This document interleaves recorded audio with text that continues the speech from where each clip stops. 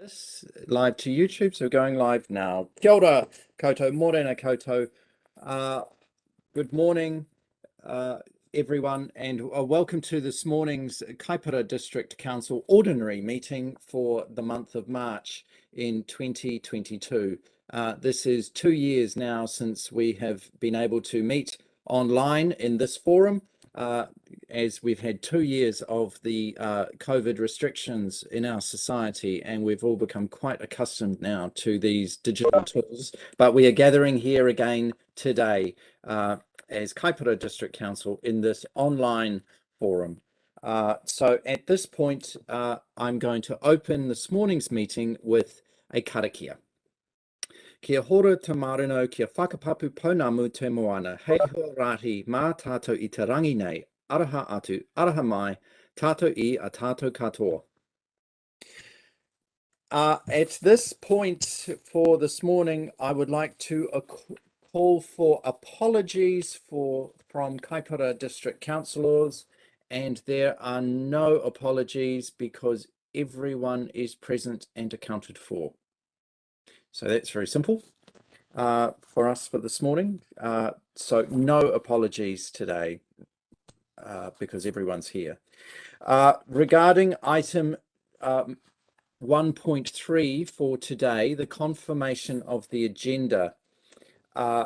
We have a change to the agenda for today as published, which is that item number 5.3, externally funded projects, Poto Wharf options and funding, has been pulled from today, withdrawn from today's agenda by the Chief Executive.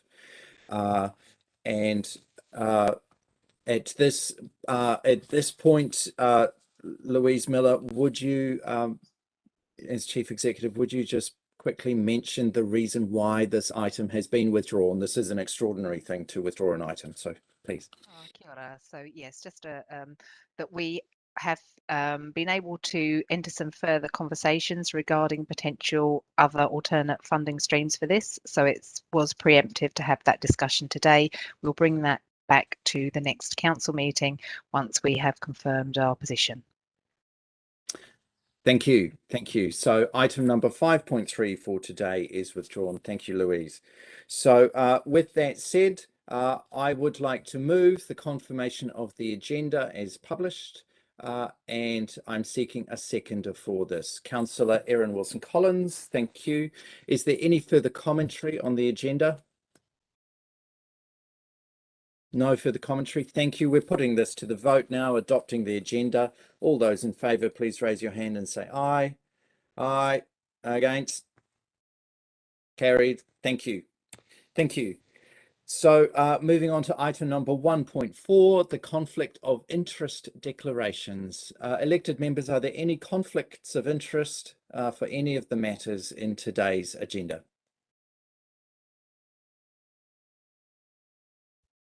No conflicts of interest. Thank you very much. That's perfectly clear.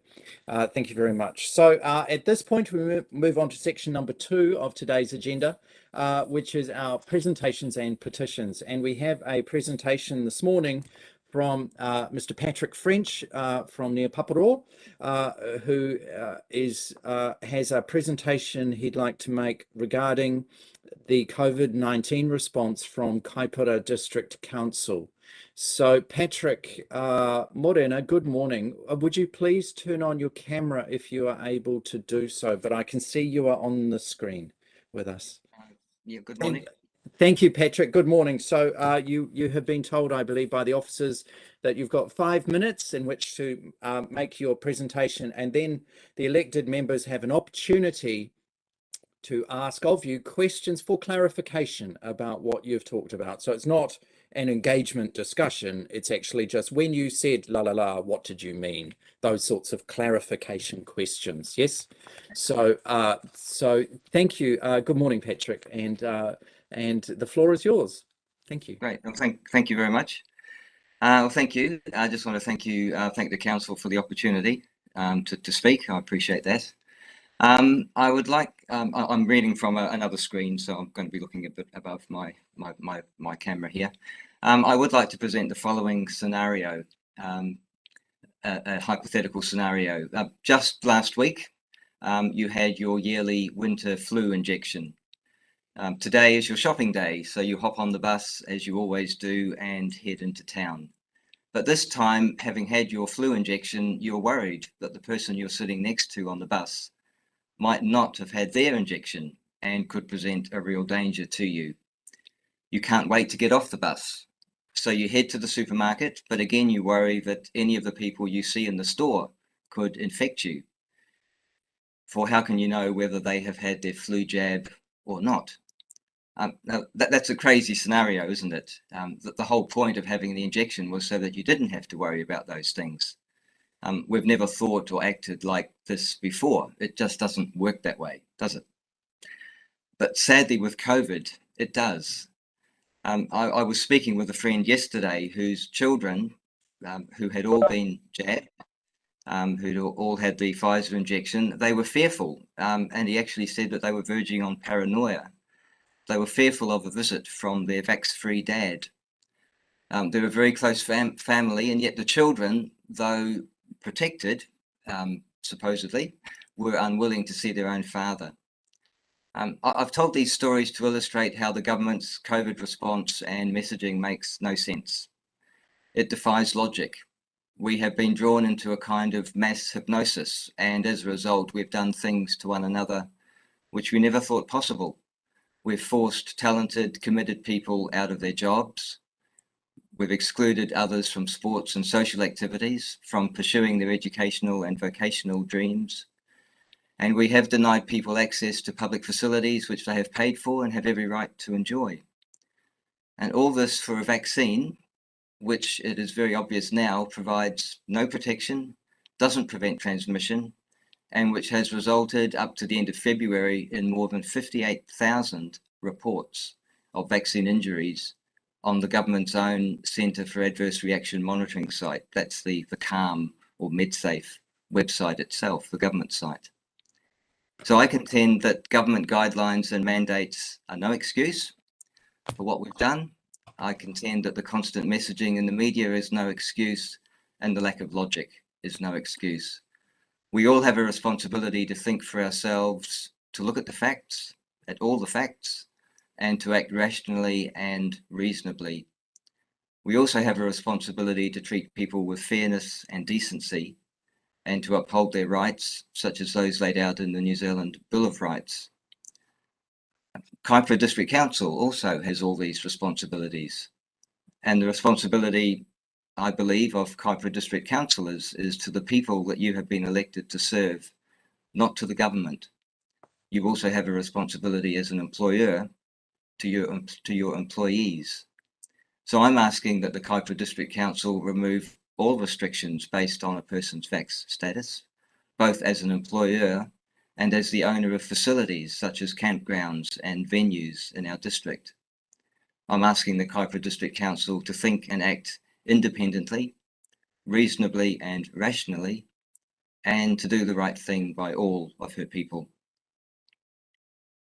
Thank you, that's my presentation.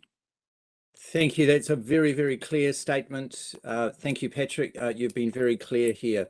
So elected members, are there any questions for clarification? Councillor De Lavaris Woodcock. Thank you, Patrick, for your presentation.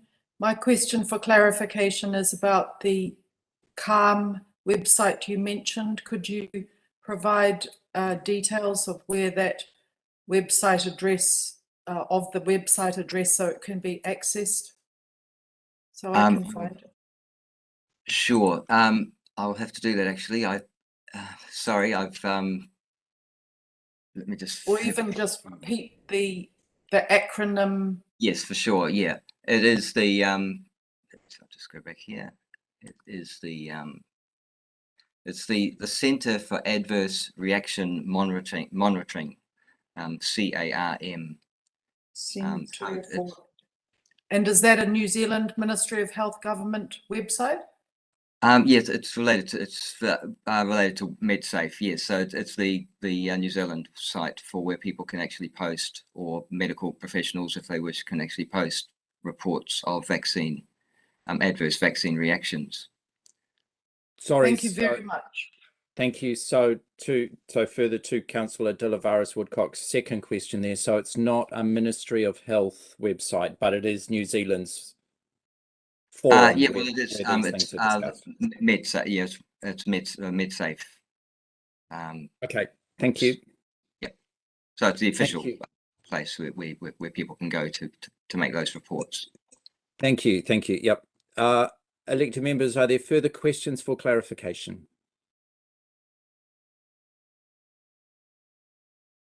No further questions for clarification. Patrick, thank you very much for your presentation today. You've been very, very clear with us. And I thank you for the time and the concern and the effort that you've made to come to present to the council on this matter. And so thank you for that. And I wish you a very good day. But thank you for your presentation today. Have a good day. Kia pai tora. Thank you. Thank you. Thank you. So at this point, elected members, we move on to section number 3 and item number 3.1, which is the confirmation of the open minutes of the 23rd of February meeting. And I'm seeking a mover for this, for the confirmation of the minutes. Councillor Curnow, Deputy Mayor, thank you. And a seconder for this.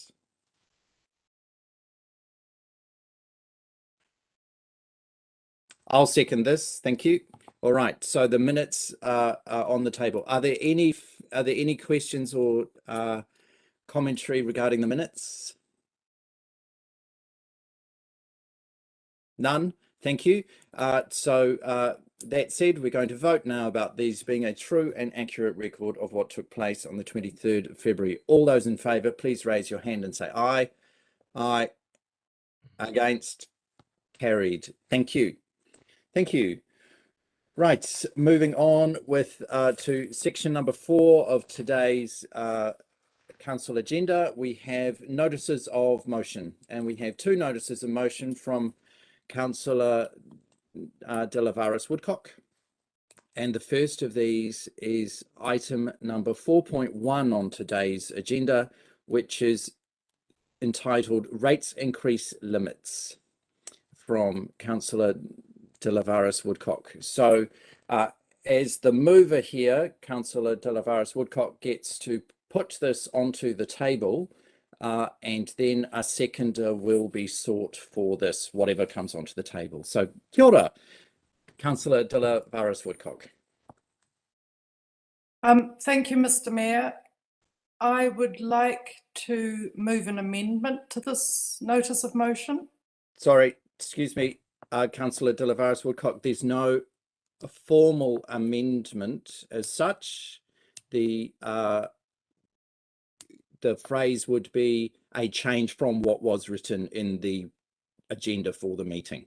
Okay, so what you put onto the table here is a once-er, insofar as there can be no amendments to notices of motion, but they can be changed between the setting of the agenda and the moment you move it. Yeah, in that piece of the timeline, the mover can change it there. So I say, so I'm just correcting there. It's just from a matter of process that point of order, Mr. Chairman.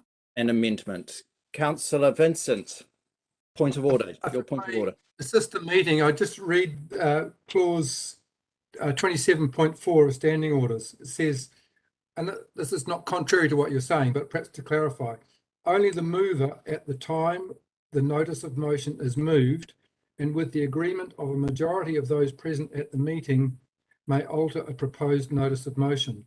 Once moved and seconded, no amendments may be made to the notice of motion. That's it. Thank you. Thank you for locating that inside standing orders. Thank you, Councillor Vincent. So we're happy to proceed here, Councillor De Lavaris Woodcock, but you're proposing something different to what was written here, so you will need to explain where you're going. Thank you. Yes, thank you, Mr. Mayor. I am proposing that the notice of motion stands, but that part B or clause B is removed, And the reason why I do that is because the goal that is intended, that I want to attend, is to keep the rates rise to a 5% maximum, and it is up to the chief executive to find a way to achieve that. And so without presupposing how that will happen, clause A is sufficient to achieve the objective that I intend. All right, thank you. So you're saying no change to the wording in clause A, but that clause B is completely struck out of what you're putting onto the table here. Yep. Correct. Okay, thank you. Thank you. So that's very clear. So at this point, I'm going to call for a seconder for this.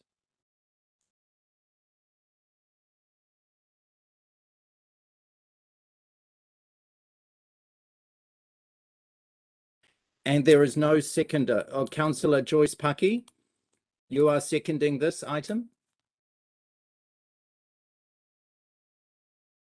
I'd like to put it on the table, thank you. All right, thank you. Councillor Joyce Paki seconding this. Thank you. So there we are. Your mover is Councillor Delavaris Woodcock, and your seconder is Councillor Joyce Paki. For discussion here. So Councillor Delavaris Woodcock, it's over to you. We have two other hands have gone up. So are they required at this point for comment, or we can have an introduction here from Councillor Delavaris Woodcock, her statement?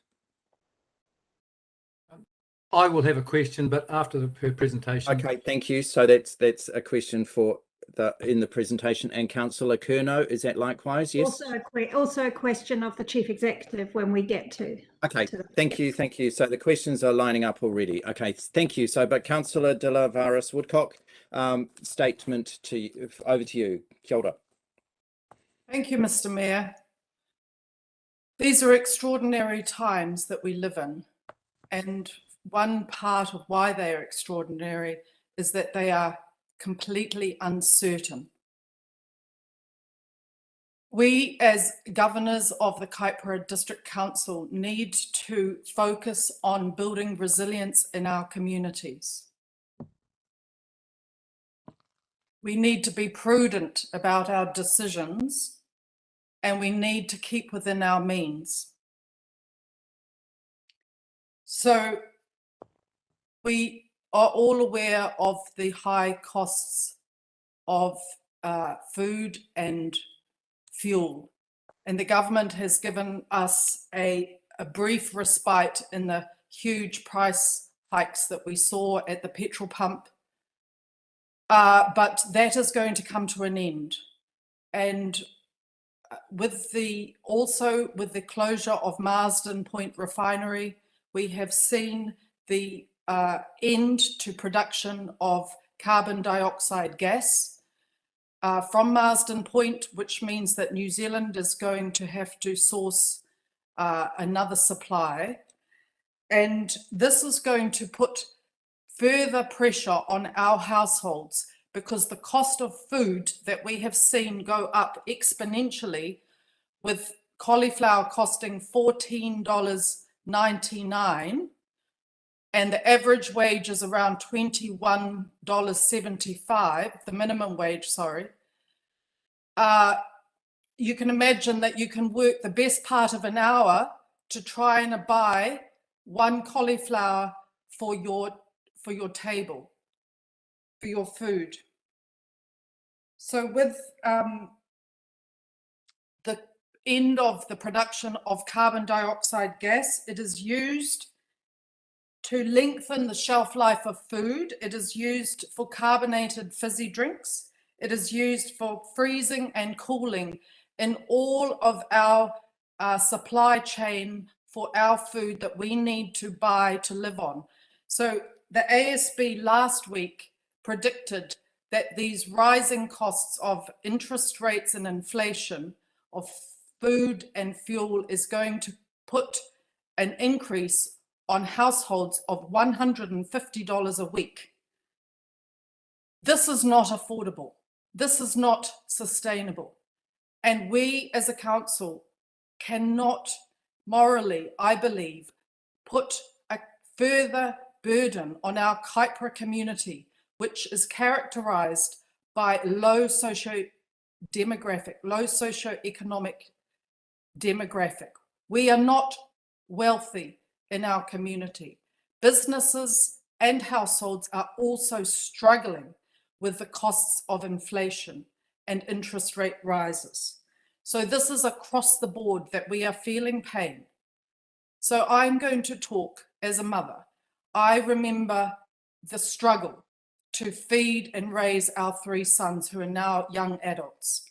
I remember going to the supermarket and carefully purchasing our food supplies, but balancing that with awareness of the sporting equipment and uniforms and school fees and running a car, paying your insurance, paying your rates, paying your mortgage, trying to keep your health in order and your teeth of your family.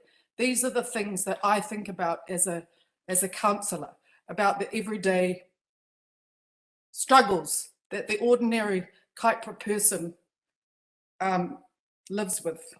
And so today, I thank the council for,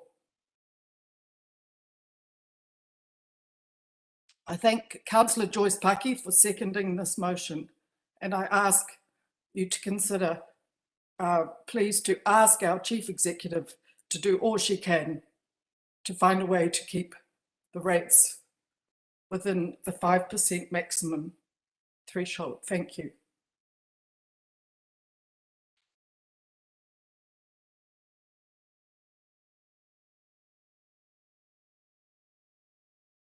Mr. Mayor, you're on mute, I believe.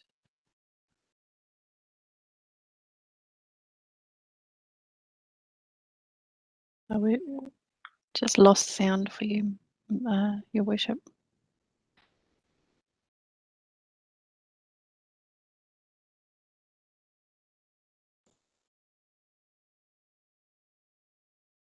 Why? That's working now, You're back. Your Worship.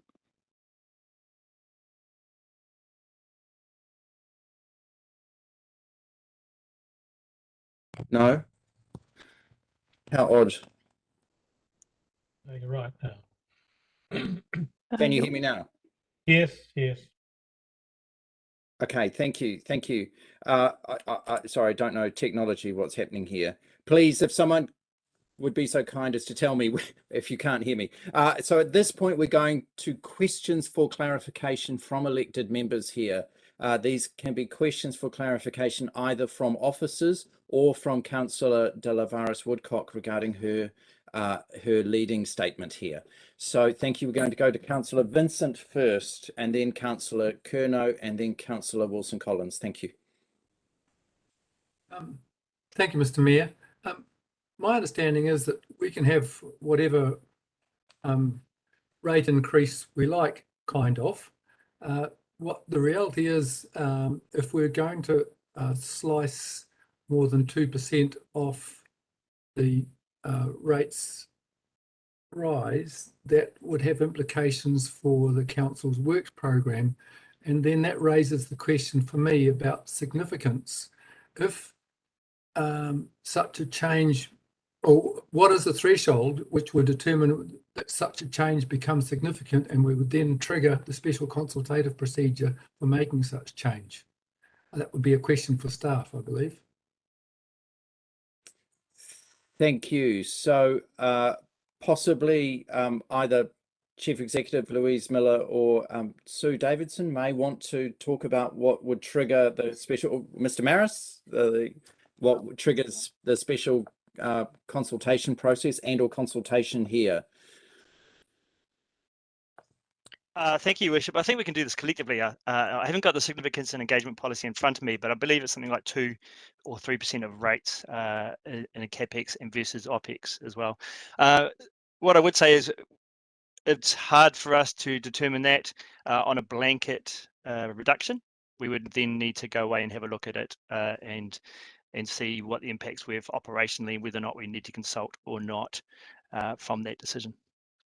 So I'll just help Mr. Maris through the chair. Is it depends on whether the level of service is affected or not. So if we can find something that doesn't affect the levels, which is what staff are doing, because council has already instructed us to do that. So we're looking at all our different accounts and trying to work through what can be or what don't we need that we put in our budgets that wouldn't impact on our levels of service. And obviously we're looking at water, because there's a huge increase not only of our rates being at 7%, but the water increase is the biggest thing that council pointed out to us at the last meeting. So we're also looking at that and trying to bring those costs down, at what could bring those costs down without changing levels of service. Thank you.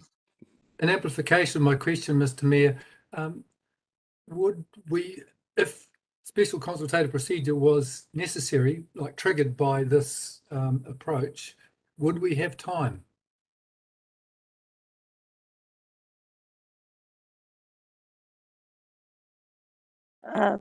Yeah, I'm not sure about the timing, but what we're looking at the moment is not changing levels of service. And we know that there are some one-off items that we can see could be funded else by different methodologies, but we haven't finalised what the rates would look like yet at this stage. Okay. Your Worship, if I could just leap in there to answer that question, we would struggle to meet the timeframes, to meet the statutory timeframes to get the annual plan delivered. If we needed to now consult with the public, we would have to create a consultation document, and that would take a significant amount of time with the council. Then we'd have to consult for at least a month. That's the minimum we can consult on, and then make any changes and bring it back to you for approval. So I think we would struggle to meet our statutory timeframes, which is why in an annual plan process we do this pretty much in February at the start of the year, and get a decision from you in December, which we have done already. Thank you. Thank you. Councillor Curnow, question. Yes, I just wondered if, just as a refresher, perhaps Sue, you could remind me about what are some of, because a lot of us our services or projects are not funded by rates, they're funded by either targeted rates or grants or things like that. Could you refresh my mind as to what are some of the things that could be cut in order to achieve a further reduction in the increase in rates? So we have found some items that have been funded by general rates. Those are the district plan, scanning of documents. The district plan's about over 500,000. Scanning of documents is about 100,000. We found there's a 250,000 contribution to setting up a trust for the Dargaville Library. I can't recall the others, but there are some areas where I can bring to council to relook at. But I guess my point is that there's a reasonably limited number of things like waste minimisation might come in there. Is that right? That's right. There is some funding that we put in for waste minimisation in looking at expanding it this year, which we don't believe we're now going to need. So that could fund one-off. So we're looking at bringing a full comprehensive report through to council with possible avenues for reducing the current rating and water. So what you're saying is that you're kind of already looking at the reasonably narrow range of things that could be used to reduce rates. So you're already doing that. Yes, without reducing levels of service. But yeah, that was the instructions from council at the last meeting. Right, so it's already underway. Thank you. Sorry, so I'll just come in here before Councillor Wilson Collins. So the trajectory, if you like, that we are on in any case, notwithstanding this notice of motion, is that you're still working through a process to reduce the rates because that's the direction council's given you. And we would be expecting to land that in May, June. So you're still working through that in any case, yeah? Yeah, through you, Your Worship. Yes, we are. And we're bringing a report, I think it may be to the May briefing on the annual plan at that stage and where we've got to with that for final adoption with the council, I think towards the end of May. Okay, so okay, so that's clear. So there's actually still it's not a done deal, if you like, and there's still water to go under the bridge. That's what you're saying, Sue. Yes. Yeah. Yes, I am. In any case, thank you. Thank you. Councillor Wilson-Collins, question for clarification. Thank you, Mr. Mayor. That was one of my questions, so thank you, Deputy Mayor and Mayor, for clarifying that. My next question, though, is so Sue, it sounds like the staff are working on identifying costs that may not need to be spent. But if we actually cut things out, like the district plan spending, what happens to that? Does that just get pushed into next year's rates? That's right. It pushes not only the cost, but also the work and what council has instructed they want us to do into the following year. But yeah, so but we would notify you of potential, what you can do going forward at the May meeting, what the options are at that time. But if we were clear that we wanted a certain percentage rates increase this year, that might mean that some work then has to be put off. It doesn't just disappear, does it? The work and the money that needs to be spent won't just disappear. It might be that things get put off till next year, which could create its own complications. Through the mayor, yes, it does, but it also means if you want a certain percentage, you need to tell us, because there could be quite significant changes, and it may mean we have to go out to consultation, that's why we asked you in December. We went through this process, and you told us at the time, look for some reductions if you can find some without changing the levels of service. However, and that's what we're doing, so that we're not anticipating having to go out to consultation at this stage. Okay, I just have a question for Councillor Delabarros Woodcock and the wording of your notice of motion, Councillor.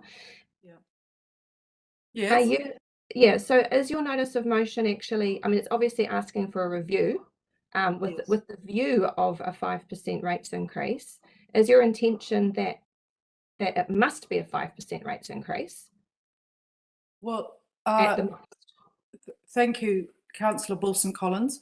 But if we read what is written, it says that the Council requests from the Chief Executive a review of all existing budgeted expenditure for the July 2022 to June 2023 financial year, with the aim of limiting any proposed rate increase to 5% at the very maximum, or preferably under.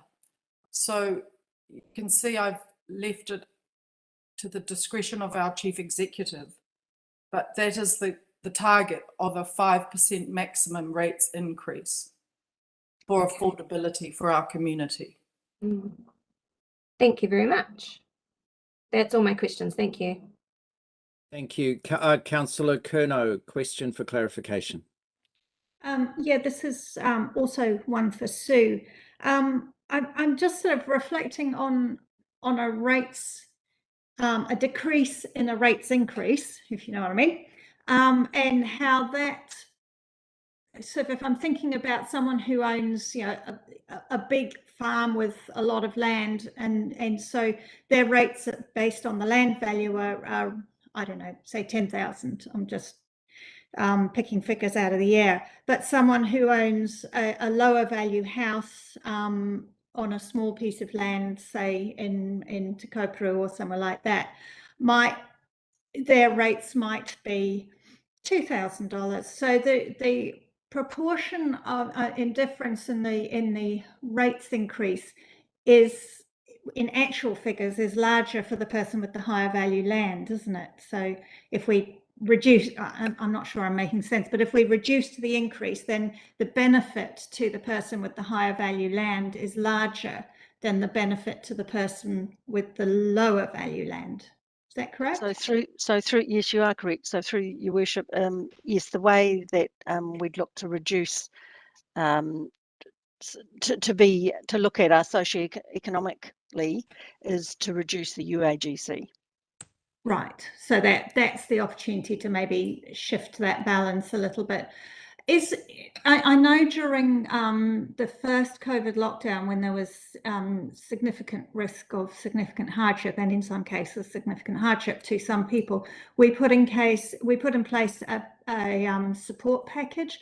Is there an opportunity perhaps in this case, rather than to look at the rates increase sort of as being the primary way of alleviating hardship, that maybe this may be an opportunity for a similar package? Would that be something that we could consider?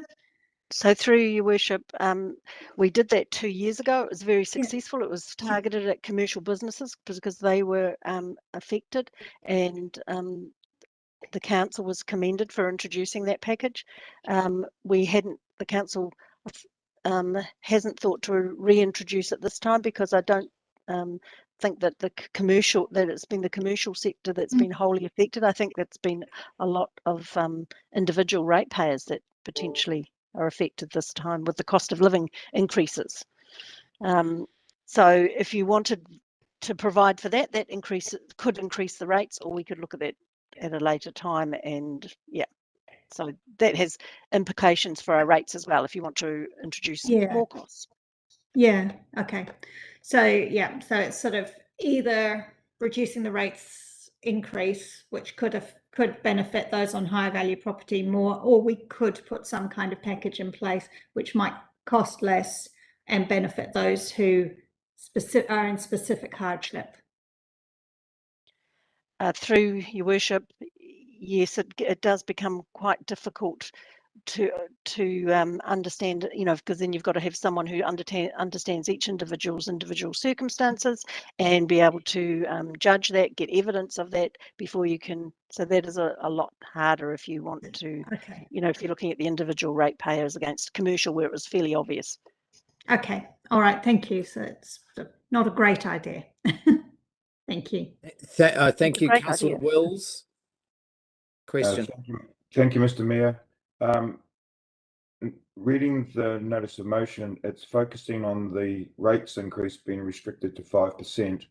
My question to the GM is, we've all been looking at the potential reduced expenditure. Are there other ways of flexibility of increasing our income? Like would one of the things you'd look at being, for example, changing some of the other fees that we've already set to try and compensate for the loss of income on the rates restriction? So through your worship, to change your fees, you have to change the revenue, and markedly, you'd have to change your revenue and finance policy, which would involve consultation with the public as well. So yes, you can do that, but it's still a slow process, and potentially not available to us at this particular time to meet. Well, it certainly wouldn't be available to us at this point in time if we want to meet our statutory obligations, but So my next part to that question then, and thank you for your response, is, so from a realistic pragmatic view, the only way to meet this reduction of 2% from our long-term plan expectation would be to reduce expenses somewhere in the system? Through your worship, yes, that's correct, and that's what staff are trying to do. We're looking at all our expenditure, trying to work out where there could be where some accounts have actually reduced because of working from home, because that and where it doesn't affect a service. So thank you for your patience, and just one last part to that question then. So we've had several meetings on this original long-term plan, then our agreement to which you came back at, I think 7.17% roughly was the expectation after growth. You're saying that you've done more work since then. are you saying that you believe that at this stage, with the information you've got, that you're likely to come under that with the work you've already put in place? Through your worship, no, I'm not saying. I'm saying yes, we are potentially looking at lower than 7%, but certainly not at this stage under 5%. But I'm also looking at not only the rates, but also water, which is a key component of people's expenditure, because that was 22% increase. So we're looking at what can be achieved there as well. Thank you. Thank you. Thank you. So I have a question for Sue as well here, and it's about the Audit, Risk and Finance Committee. Maybe Councillor Wethy will also be able to assist with the answer here. The Audit, Risk and Finance Committee, we discuss, and I'm remembering the graph where rates affordability is discussed. And the level of what we as a council set the maximum rates to be at for the council. And I'm seeing nods here from members of the Audit, Risk and Finance Committee. Thank you for that. Where I'm at, sorry, it's a foggy day here in the centre of Kaipara. As I sit here, I'm trying to recall what that figure is. Is it 6%? Is it 5.5%? Your worship, so it's 5% on average over the 10 years.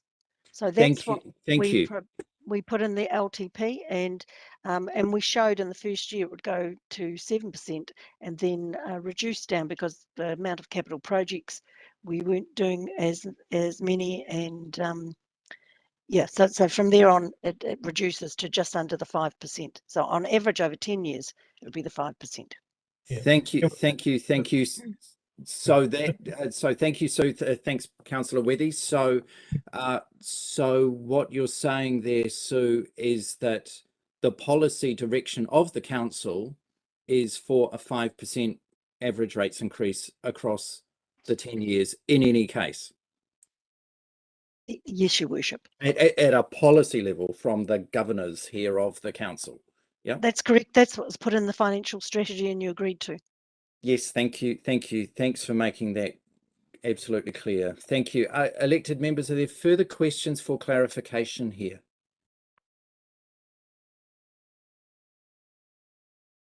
No further questions. Thank you. So at this point, Councillor Della, thank you, Sue, for those answers to the questions, and Mr. Maris.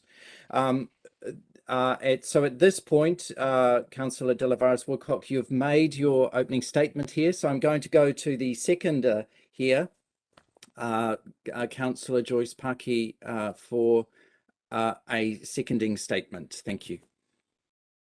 Yeah, I just want to thank everyone for being open to this conversation. We would have all been receiving the emails around the rates rise. So it is of particular interest to our community to at least have the conversation and look at ways in which we can support them to navigate through this very financial crisis for many of them. You know, I'm going to just call it, we sit here in a privileged position with salaries, and we aren't feeling the actual effects that some of our community are. And I have seen job loss. I have seen reduced income in their homes. I have seen homelessness on the rise. So this stuff is very real. And those rate increases are affecting our poorer community through rental increase. So, you know, it's the reality that some of them are really struggling, and any way, shape or form that we can find to support our community, because that's what we're here to do, is a good thing. So I just thank you, Councillor Victoria De La Varas-Woodcock, for putting it on the table, because I think it was an important kōrero to have. Kia ora. Thank you. Thank you. Councillor Wilson-Collins. Thank you, Mr. Mayor. Yeah, I tautoko with what Councillor Joyce Paki said there, actually. Absolutely, important conversation. Really glad that we've had it, and commend Councillor Delaras Woodcock for bringing it forward. I am not blind to what's happening in our community. I know that times are tough, and costs are rising everywhere. I mean, I went to buy a cabbage the other day and it's $7 at the supermarket. Things are ridiculous right now. They really are, and I absolutely agree that and commend the staff for the work that they are doing and have been doing for months now to get this rates increase under control. We will remember that we had a briefing some time ago where that rates increase was actually almost doubled, I think, and the staff have pulled it back to what was planned in the annual plan. And now they're telling us that they're looking for further reductions already, and I think that's wonderful. I read in the paper yesterday that Northern Regional Council is having to increase their rates because of rising costs, etc. So I really think that Kaipara District Council staff are really paying attention to our community and are trying to keep those costs as minimal as possible. I know what it's like to live in a household where you don't know whether you're going to have dinner that night. You know, like I know what it's like to struggle with money, and thankfully I'm not in that position right now, obviously, with a safe employment at the moment. And I do check my privilege constantly, and I do remember where I came from. And I think of those marginalised people in our society when we make our decisions on finance. So, and I think everyone here does. It's to a certain extent, it's hard work. It's hard work doing this role and balancing everything that you're trying to do. So in saying that, I do have a concern with putting in a finite number of 5%. And I have a concern with how that will affect our future years of work. And I have a concern about how that will affect our staff, who are already under immense pressure and have been for the past 2 years, as everyone has. Everyone is feeling it. We are all at our wits' end with COVID and what's been happening in our own lives and how that's affected everyone. Our staff have the added complication of the reforms of the 3 waters. And I do have a concern that now if we add to their workload next year, that's another layer of stress that they have to deal with. And I have a concern with what other projects next year that are very that the community are asking us to put underway. I'm concerned that will then be asked to be put off even further, and it's already been put off for a year. So there's a lot here to unpack, but I'm so glad that we've had this discussion this morning, and I'm interested to hear what our other elected member statements are. Thank you. Thank you, Councillor Wilson-Collins. Councillor Curnow, then Councillor Wethy. Thank you, Mayor. Yeah, I agree wholeheartedly with Councillor Wilson-Collins' comments. Yeah, I remember vividly the GFC when my ex-husband lost his job, and I was contracting and living week to week on whether I would have any income in order to pay mortgage and feed the kids. And when my kids were when my eldest child was very little, there were times when I had no money to buy food for her. So I really do understand what hardship feels like. However, as Councillor Wilson-Collins said, we are in a position where we have to balance responding to those needs with also our responsibilities to run an organisation that is council, which is about providing services and maintaining infrastructure for our communities.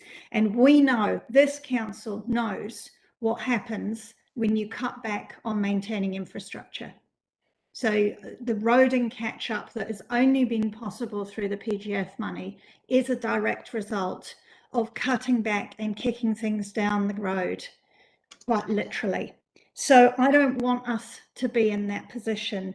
And I don't, when it comes to balancing all of this up, I'm a little concerned and uncomfortable about arbitrary targets that are just kind of a number plucked out of the air because it kind of feels like a good number, when we're actually balancing multiple projects and trying to maintain standards and even improve standards in where we can. Now, and you know, as Sue has talked to us about, they've been working on this for months. We've set direction for them several months ago, and they've been working towards that, and they continue to work on finding the reductions that they can. So that this is an organisation that is already focused on trying to squeeze the most out of every dollar, and understands that its communities are under pressure. But we also are an organisation that exists in enormous change, and we have a responsibility to make sure that what we do sets our organisation and our communities and all the infrastructure that we have and the assets and the services that we provide, sets those up to keep ahead of those changes so we don't disadvantage our communities in the future by trying to create a short-term advantage now. So I commend the work that the officers are already doing in this space to get as much efficiency as they can. But I'm reluctant to support the motion because of the arbitrariness of the target that's been set. I don't know whether 5% actually is realistic. Is it too much? Is it too little? I don't know, because the process is ongoing. Thank you. Thank you, Councillor Wethy, then Councillor Vincent. Thank you, Mr. Mayor. I guess my position is reasonably straightforward, I think. We, as a council of elected members, when we first heard back towards the end of last year about what the potential rate increase could be if all the capital work which we had hoped would be achieved were going to be completed, we were absolutely shocked at a figure that was in multiple digits. And I think that we gave a very, very clear message at that stage to staff that that was not going to be acceptable. They reworked everything and came up with a figure of 8.57%. That was put on the table and it was categorically rejected by the elected members. And they've reworked it again and got it down further. Now, I think consistently we have, as a group of elected members, been very, very clear in our direction to staff that in fact we have to get a realistic rate increase. The Mayor is absolutely right that over a long-term period of 10 years, our average rate increase was 5%. It was high-loaded at the beginning, but then it corrected itself as we went through the 10 years. So we got to no more than 5% average for that 10-year period. What I'm seeing here is that from Sue's comments, staff have taken on board very clearly the direction that we've given them. And they're already working to reduce the figure, the last figure that they'd come up, which was 7.13%, to try and remove even more expenditure out of the annual plan and bring it down below that figure. I think we would be preempting their work to start putting arbitrary limits on what we expect them to achieve. I have no doubt at all that they will be under what we've already been advised.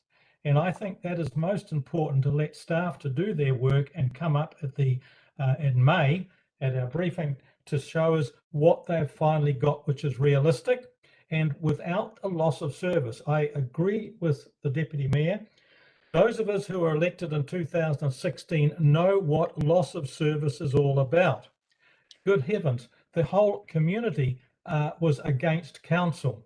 We have spent almost 6 years, 2 terms, gradually dragging the level of service back to a level that the community is accepting. We haven't got there yet, but we've certainly made significant gains. We look at what we're being told from the economists and from government. We're looking at a inflation level of 6 to 7% in the year ahead. If we have a rate increase of significantly less than that, we are going to see significant loss of service and we're going to start going backwards. And I think the community will not thank us for that, because going backwards, you can go back, but it takes you twice as long to regain the loss of service that you forwent when you went for a short-term opportunity of reducing the rates. So I'm quite happy with letting Sue and her team work through what they're doing and coming up with a recommendation to us in May. I think that the concern for those in the community who are struggling financially, we do have, and this is not necessarily always known to these people, a policy relating to giving some benefit to those who are having difficulty with rates. So we have a rates relief policy. This should be given perhaps a lot more publicity, especially when we go out with our final rate increase, whatever that happens to be. But I just look at the notice of motion at present, and it's fine to have an aim. It may well be that that aim is too low in this case. I'm quite happy to let the direction we've given to staff be taken into account and wait until May, because I'm absolutely sure that staff will have done whatever they can to reduce the cost, retain the level of service, and come up with a rates increase that will certainly be lower than what we've already been forecast. Thank you. Thank you, Councillor Wethy. Councillor Vincent. Thank you, Mr. Mayor. Well, to start with, I'll be quite blunt. Yeah, I'm privileged. Anyone who works for the council or is an elected member of council, I would say, is also privileged.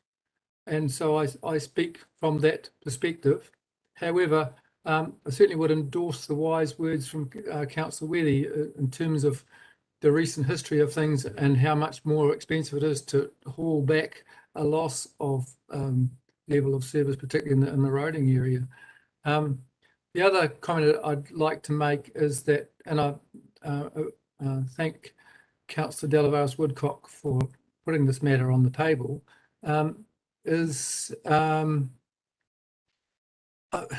to me, this ship of state has quite a small rudder, and if you want to change anything, you need a lot of time ahead of you to be able to do that. Otherwise, you fall foul of process, and if you fall foul of process, you just get nailed.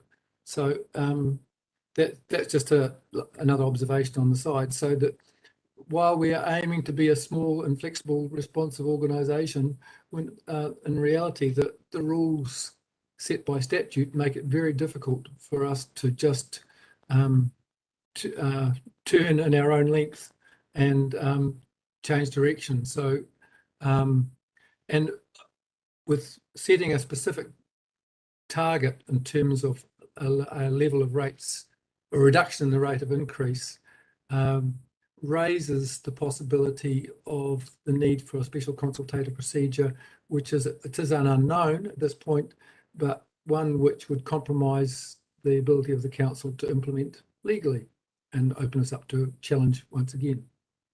That's all I have to say. Thank you. Thank you. Councillor Larson. Thank you, Mr. Mayor. Yeah, look, I agree with a lot of what's already been said, and I've fully acknowledged the difficulties in the community with lack of income, loss of income, and the high inflation that we have. And I am all for minimising the level of rates increase wherever possible. And I also acknowledge that we do need to be careful with our levels of service. I've got people ringing me about the state of roads who think they're getting a very bad return on their rates for the level of service they're getting, and that's an ongoing theme that we also need to continue to be aware of. So I would like to see the rates increased be as low as possible. I've always tried to argue that we need to keep it linked to some measure of inflation, and obviously inflation is increasing, and I don't know where CPI would land now if we measured it, but it's probably creeping up. And so yeah, I kind of concur with what's been said, and I don't know that an arbitrary target is the right approach. I think we need to keep the rates increase as low as we possibly can. And from the conversation from council staff today, a number of areas have been identified that could achieve that end. And so I'd like to see where that lands, and still be able to maintain a level of service, but really cut out any things that we don't absolutely need to be doing elsewhere. Thank you. Thank you. Thank you. Hand being removed there, Councillor Larson. Councillor Will's statement, if you would, please. Thanks, Mr. Mayor. Thank you to Councillor Delavaris Woodcock for bringing this to the table, and for Karen for seconding it. Sorry.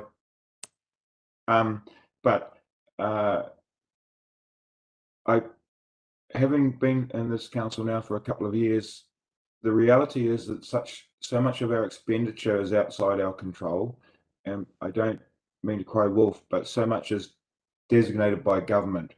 So I don't think ratepayers appreciate that there's very little of our expenditure that we actually manage or can make decisions on. And I support minimizing rate increases. That's been my philosophy the whole way. But we've gone through a very long process, backwards and forwards, to get down to that 7%. And being on the basis that the long-term plan was for a maximum of 5% averaged across the 10 years, we expected some bumps. And we can see that in all the quotes we've had done for our PGF contracts. I don't think one of them has come in on budget, and that's the reality of the current market. So I would love to support the philosophy of restricting it to 5%, but I think it would be demoralizing for our staff and our management, who have made an effort to get it to the point it is, to try and push them down any further at this stage. So I'm not going to support the notice of motion. Thank you. Thank you. Thank you. Statement from me here, listening to the wide set of views here, absolutely following the line of the sensitivity that everyone is taking here. For me, I have a personal philosophical approach that I want a 0% rates increase. That's my personal philosophical view. I'm also fully aware that that is absolutely not realistic or achievable for Kaipara District Council. It doesn't stop me wanting that 0% rates increase, because we as a council have to analyse very carefully and balance and weigh up very carefully the levels of service we're trying to provide for our community, which is screaming out for those services. The growth that's happening in our community is the most popular, fastest growing district in the North Island. Yeah. The government imposed costs coming in, such as for next year, Taumata Arawai, which is going to be bringing in major new costs regarding our water systems that we've not had before. And we're going to be needing to find that money from somewhere. In addition to the choices that the council may make for things that the council chooses to do. Yeah. So we have always this balancing act in view in our reasoned decision making and our evidence-based policy that we have and that we follow as a sensible and rational council. We work long and hard for all of those issues, but knowing that there's a philosophical approach, as I say in my case, that I want a 0% rates increase for ngā tangata katoa o Kaipara, for all the people in Kaipara. That's what I would love to be able to deliver. Yeah. So we have to put that aside and say, council here is doing its best to reduce the rates increases and I acknowledge from the commentary that's coming from Sue Davidson that there is further work that is being done currently and further work to be done in the next couple of months as we head towards what is the annual plan for next year. So I'm very concerned with the process for this notice of motion, with the sense that it is not based on an evidence-based policy approach, but is based on a philosophical approach. The original written version of the notice of motion had, if you like, some tangible things that we could hold on to. The version that we now have has no tangible things that we can hang on to. But there is certainly a philosophical approach here, and Councillor de Lavares Woodcock, you're to be applauded for focusing on your philosophical approach here. So thank you for that. However, what we don't do is make random chaotic decisions without due evidence base and without careful advice from all of our officers. And so for that reason, I cannot support the notice of motion, even though I love the idea of a 5% or lower rates increase. Yeah, so I love the idea of a 0% rates increase, but I cannot support the notice of motion as it's written. Thank you. So at this point, each of the elected members has made their statement here. Mr. Maris, with a notice of motion, there is no right of reply. Is that correct? Through you, Your Worship, no, you get a right of reply. There is a right of reply. Thank you. Councillor de Lavares Woodcock, you have a right of reply here. Thank you.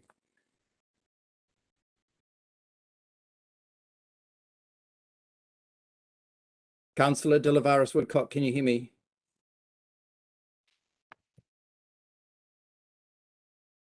Can anybody hear me? Yeah. I'd like to speak. Can you hear me? Can you hear me? Yes, we can hear you now. Thank you for turning off your camera. So, okay, can you still hear me? Mr. Maris, could you please tell me how long I have for my right of reply?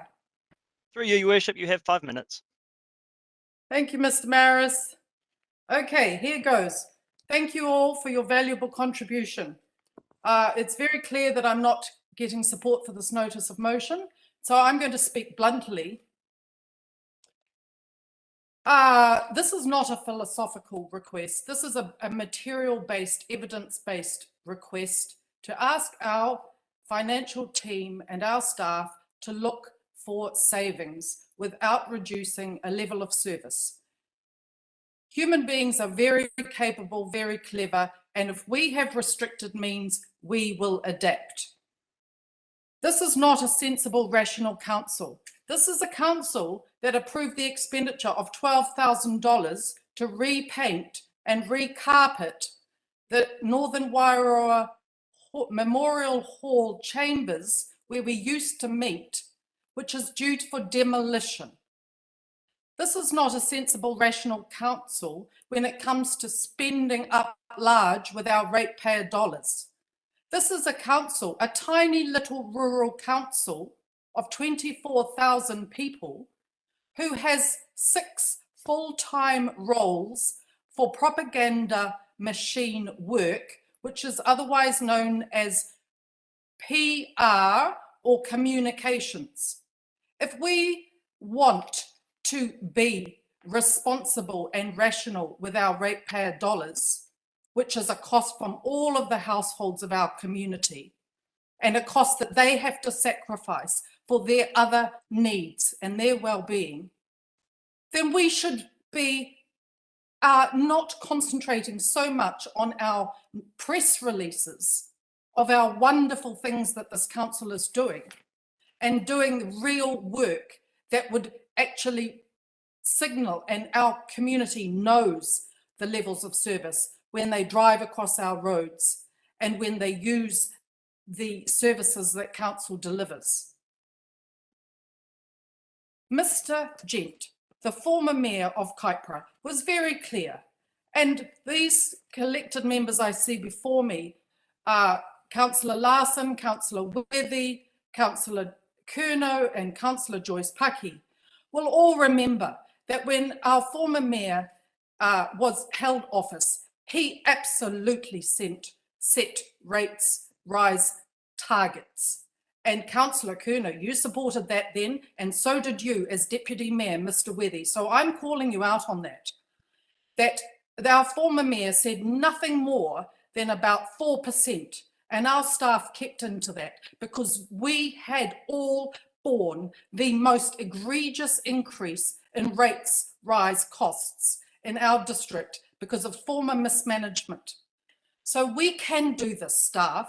We can manage to use the skills that you have to save costs, whether it is in fewer press releases about the things that are happening, or whether it is choosing not to have the best fit out for the new NRC building that is going to be occupied one day by the staff. We have cost savings for us. We have working from home now as the new normal. That is clearly a cost saving potential for staff with the reduction in fuel. As governors, I have before me our job and our duty. 30% of it is to look at the risks and our strategy and our vision. We need to be responsive and reflexive. Wage costs are not going up by 7.13%.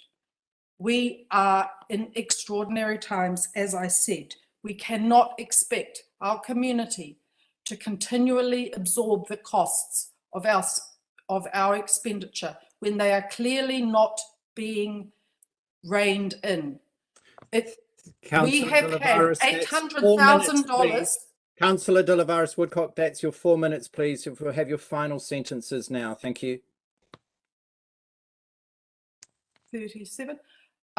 We spent $800,000 of ratepayers' money on a district plan that doesn't even need to be started until 2023. So I'm very disappointed in the councillors that they haven't heard and responded to the extraordinary circumstances that we find ourselves in, and that we are not listening to our community when they are begging us, please, we cannot survive more cost shocks. And a 7.13% rates rise is a cost shock. We're missing an opportunity to give our staff direction when we say we must limit it because of these extraordinary circumstances. Thank you, Councillor De Lavaris Woodcock. Thank you. So we're putting this notice of motion to the vote now. Those in favour of the notice of motion, please raise your hand and say aye. Aye. And those against the notice of motion, please raise your hand and say no. No. No. Can I have a division, please, Mr. Mayor? And abstention. Sorry, a division has been called for. Thank you, Mr. Maris. Thank you, Your Worship. Councillor Curnow. Against. Councillor De Lavaris Woodcock. For. Councillor Joyce Paki. For. Councillor Larson. Against. Councillor Vincent. Against. Councillor Worthy. Against. Councillor Wills. Against. Councillor Wilson Collins. Against. Your Worship. Against. Your Worship, that's failed. 7-2. Thank you. Thank you. That's clear. Thank you, everyone, for a very clear discussion on that. We're going to adjourn at this point. We've been going for 1 hour and 15 minutes. We're going to adjourn for 5 minutes. We will resume with the second of Councillor De Lavaris Woodcock's notices of motion. Thank you. 5 minutes, seeing you at 10 to 11. Kia ora.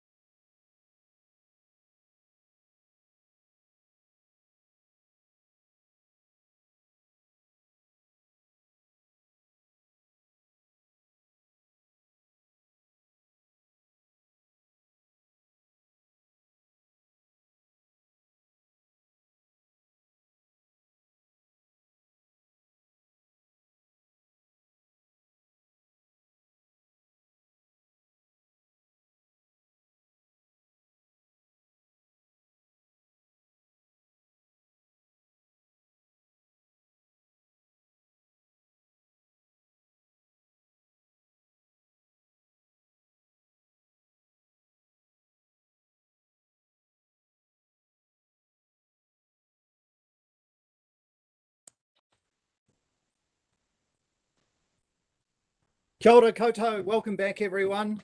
Welcome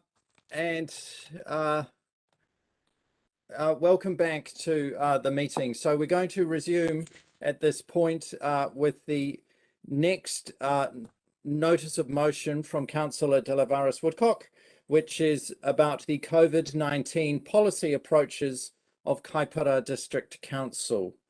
So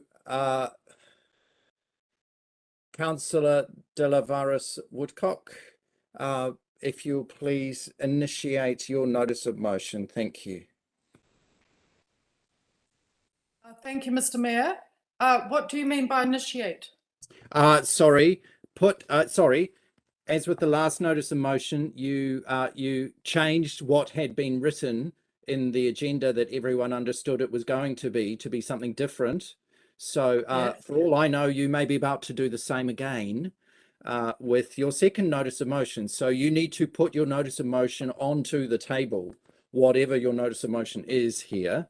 Yes, and then we will need to seek a seconder. Thank you, Mr. Mayor. My notice of motion is certainly on the table. It is part of the agenda. I have no changes to... Sorry, it's the no changes bit. So exactly what it is. Thank you. That's what we're seeking. Well, if you let me finish, thank you, Mr. Mayor.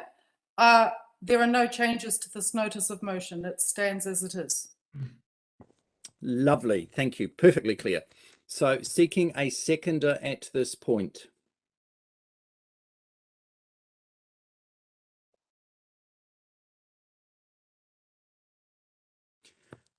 There is no seconder. Councillor Wills, you're seconding this, Councillor Wills? Isn't delay?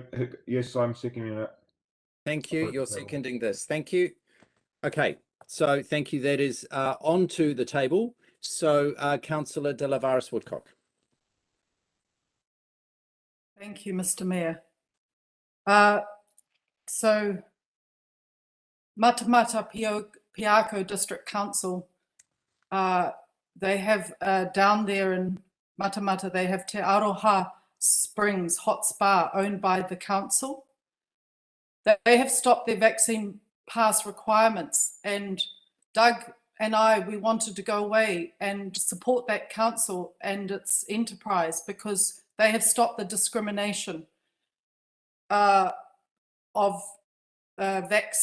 choosing between vaccinated people and unvaccinated people. Taupo District Council has also dropped the discrimination regime of vaccine pass restrictions and requirements for council facilities. So point of order, Mr. Mayor. Point of order, Mr. Mayor. The member is misleading council. Sorry. So Councillor Curnow. Misrepresenting. Sorry, misrepresenting. Can you please explain your point of order, Councillor Curnow? Yes, the member has stated that Taupo District Council has dropped all vaccine pass requirements. That's simply not true. I've spoken to the Chief Executive at Taupo and they have not. There are some facilities that are still mandated, that still have passes required on them. Obviously on the 4th of April that will change, but at this point in time they still have services that have passes required. Okay, thank you for that additional information. So, Councillor, look, so regarding the point of order, I support the point of order. Councillor De La Varas Woodcock, if you would please revise the statement that you're making here regarding Taupo District Council. Thank you. Having dropped all mandates. Sorry, dropped all mandates. Kia ora. Yes, if you would please revise that statement that you've made. Okay, so regarding the use of vaccine passports decreed for council facilities, Taupo District Council appears from Councillor Curnow's research to have still kept a vaccine pass requirement for certain facilities. I'm not sure what they are, but I am aware that they have become more for the libraries. I'm not sure which facility, but they have, before April the 5th, they have dropped vaccine pass discrimination requirements. So today, can I please be told of how much time I have left from that point of order, Mr. Maris? Through you, Your Worship, you have 3 minutes left. Okay, so today I speak for the people in this country who have been hurt by the COVID response measures that the vaccine mandates and passes represent. I speak for all of New Zealanders because we've all been hurt. We've all been divided.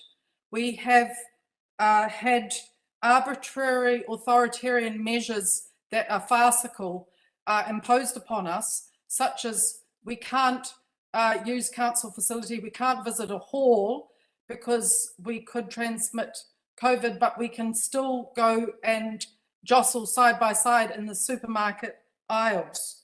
I ask that our chief executive reviews this policy that under health and safety that is imposing restrictions on our council facilities and also using mandates for roles for council.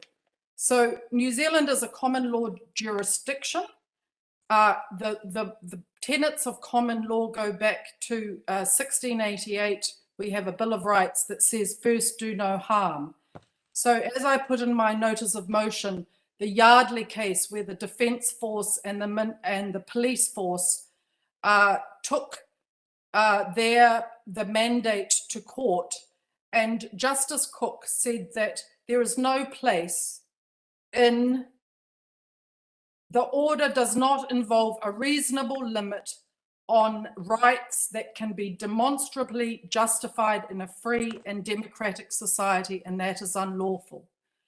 So this notice of motion asks the chief executive to, without any hesitancy and immediately, to review these policies so that Kaipara communities can be joined together again, so that we can stop this this regime of fear and division and discrimination. So just for some examples, because those who are not vaccinated won't be aware of the full implications of the restrictions. So for example, in a rest home, if you've been married for years and your spouse is in a rest home and don't have a vaccine pass, you could be prevented from visiting your spouse. A youth that is wanting to sit their driver's license, these are is being prevented from sitting their driver's license. So our council should not be linked to this divisive and arbitrary and cruel measures. And I please ask, I thank the member, Councillor Wills, for seconding this motion so we can have this discussion. And I please ask respectfully of the elected members to support the notice of motion as it stands. It is very clear. We know that the government direction has changed. And I ask Kaipara to join with Matamata Piako Council and Taupo Council and those other councils who are choosing to unify their community, because we should not be discriminating. Our rates notices do not discriminate. Councillor Delavaris, thank you for your presentation this morning and this notice of motion statement that you have made. We're going to questions now for clarification on this item, and I have a question for clarification for you, Councillor Delavaris Woodcock. How clear are you that the government has already changed the direction of travel regarding all the mandates, and that the mandates are due to change as of the 4th of April, which is just a few days' time from now? So the discrimination of which you speak would actually be ending. How clear are you about that? Mr. Mayor, I am clear that these discrimination measures are still in place right as this minute. So we are sorry, yes, but as of the 4th, my question was regarding the 4th of April, which is less than a week from now, that there is a new regime order set of proposals that will be in place. So how clear are you about that? That was my simple question. My answer to your question is I am clear, as you have said, that this regime exists. I do not understand why it has not been immediately dropped all from our government. Okay, thank you. Still not answering the question. All right, okay, whatever. Thank you. Councillor Curnow, question for clarification. Thank you, Mayor. This is a question for our Chief Executive, if she's present. Just if she could just outline to us the process by which the team review our settings. I know speaking to Taupo, their team review it every week and check in to make sure that they've got the risk settings right. So I'm just asking our Chief Executive, just for the benefit of the meeting, to outline what the process is for this, the executive team on that. So through the chair, as I've kept EMs abreast via my emails, we do review this regularly. We discuss it every week at ET. And I don't know whether this clarification helps or not, but as I sent the email last week, we're already in the process of addressing the new proposals out of central government. So this review is already happening. We require, because we have a policy, and we require to take the revised policy back to consultation to staff, and that happened yesterday, and they have until Friday to comment on that. So it's already underway. Thank you. Thank you. Thank you. Thank you. Are there further questions for clarification from elected members here? No further questions. Thank you. Councillor Wills, over to you for the seconding statement here. Thanks, Mr. Mayor. The reason I seconded this motion is, personally, I have an issue with any sort of discrimination, and I have been uncomfortable with what's been going on. And also, not that it's relevant, but as somebody that has had COVID and still suffering the consequences, despite having had both shots and a booster, and 4 of my 5 immediate family members having caught it from me, it's not been a great experience. But anyway, that's just by the by. The reason I supported this is that in reading it, all it does is it requests a review of our policy. It doesn't instruct the CE to do anything other than review it. And that is, as we've just had presented to us, as part of her role anyway. There's no outcome demanded from this notice of motion, apart from to look. And as mentioned by the Mayor, the government has made announcements on, it's a fluid situation that we're in. So when a council just asks the CE to specifically look at that one aspect of our health and safety policy, I have no problem in supporting that. Thank you. Thank you. Thank you. Are there further statements from elected members here? Councillor Curnow. On mute, Councillor Curnow. Sorry, my apologies, Mr. Mayor. Yeah, I'm uncomfortable with the amount of time that we're spending discussing stuff that is already happening, that we already knew was already happening. And in this case, yeah, the notice of motion is riddled with misrepresentation in terms of Taupo. Matamata Piako is still requiring a vaccine pass at the Domain House Beauty, which is the massage and beauty arm of the mineral spa. So they are also doing exactly what our Chief Executive has been doing, which we asked her to do, which is to manage the risk around health and safety for staff and our community in our facilities. So we're already doing it. So we're spending so much time already, you know, talking about something we're already doing. And as from April the 4th, the things will change again. Also, the Yardley case has been widely misrepresented by certain sectors of the community. If you actually read the decision in detail, the judge says there was nothing to suggest that internal vaccine policies could not achieve the objective. That was the basis on which the decision was made, that the mandate wasn't required. So it was to do with the fact that the police already have a policy requiring vaccinations. So again, misrepresentation. Point of order, Mr. Mayor. In the sorry, Councillor Curnow, would you please stop? Councillor De La Varis Woodcock, what is your point of order? The point of order, my point of order is that Councillor Curnow's commentary is not relevant. The notice of motion is quite clear. It asks the Chief Executive to review our policy. Mr. Mayor, can you please allow me to finish? Certainly, yes. Councillor Curnow is going on a tangent. The notice of motion asks our Chief Executive to review our policy. Simple. She doesn't need to relitigate the Yardley case. That is not relevant.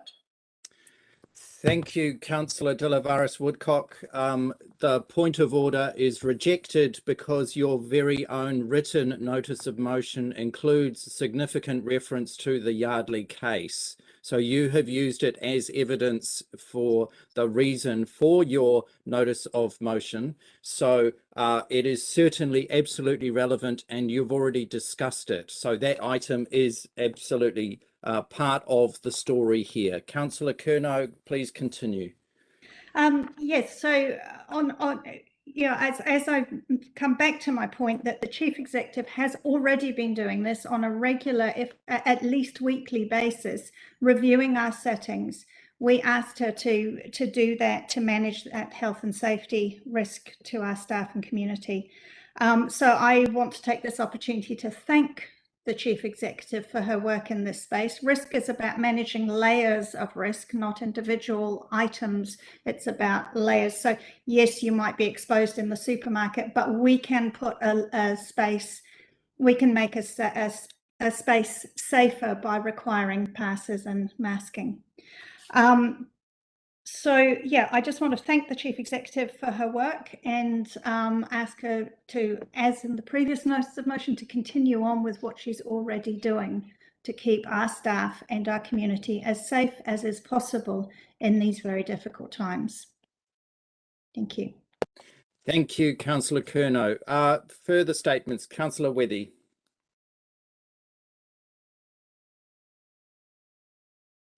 On mute, Councillor Wethy.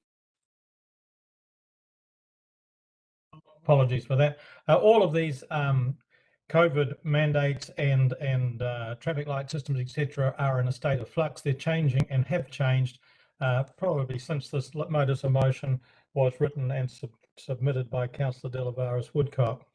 I think we've all seen as elected members a very professional attitude by the Chief Executive of assessing risks and amending the current policies as they apply to both staff and council facilities.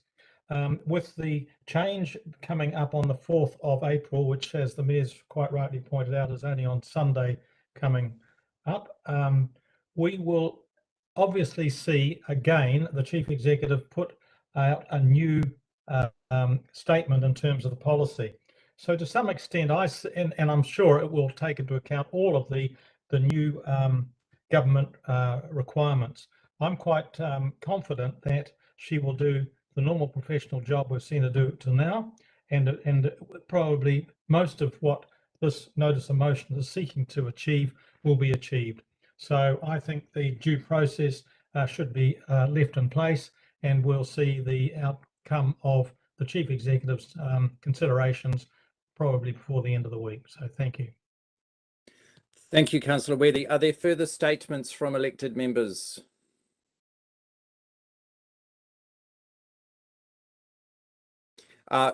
Statement from me here is that I echo exactly what Councillor Wethy has just stated here regarding the process that is already underway with the council officers and staff regarding their reflexive and responsive renewal of the the story regarding how this council responds to what the government has proposed over the last 2 years, and that next iteration of that whole process is immediately due to be arriving within the next couple of days, that new policy.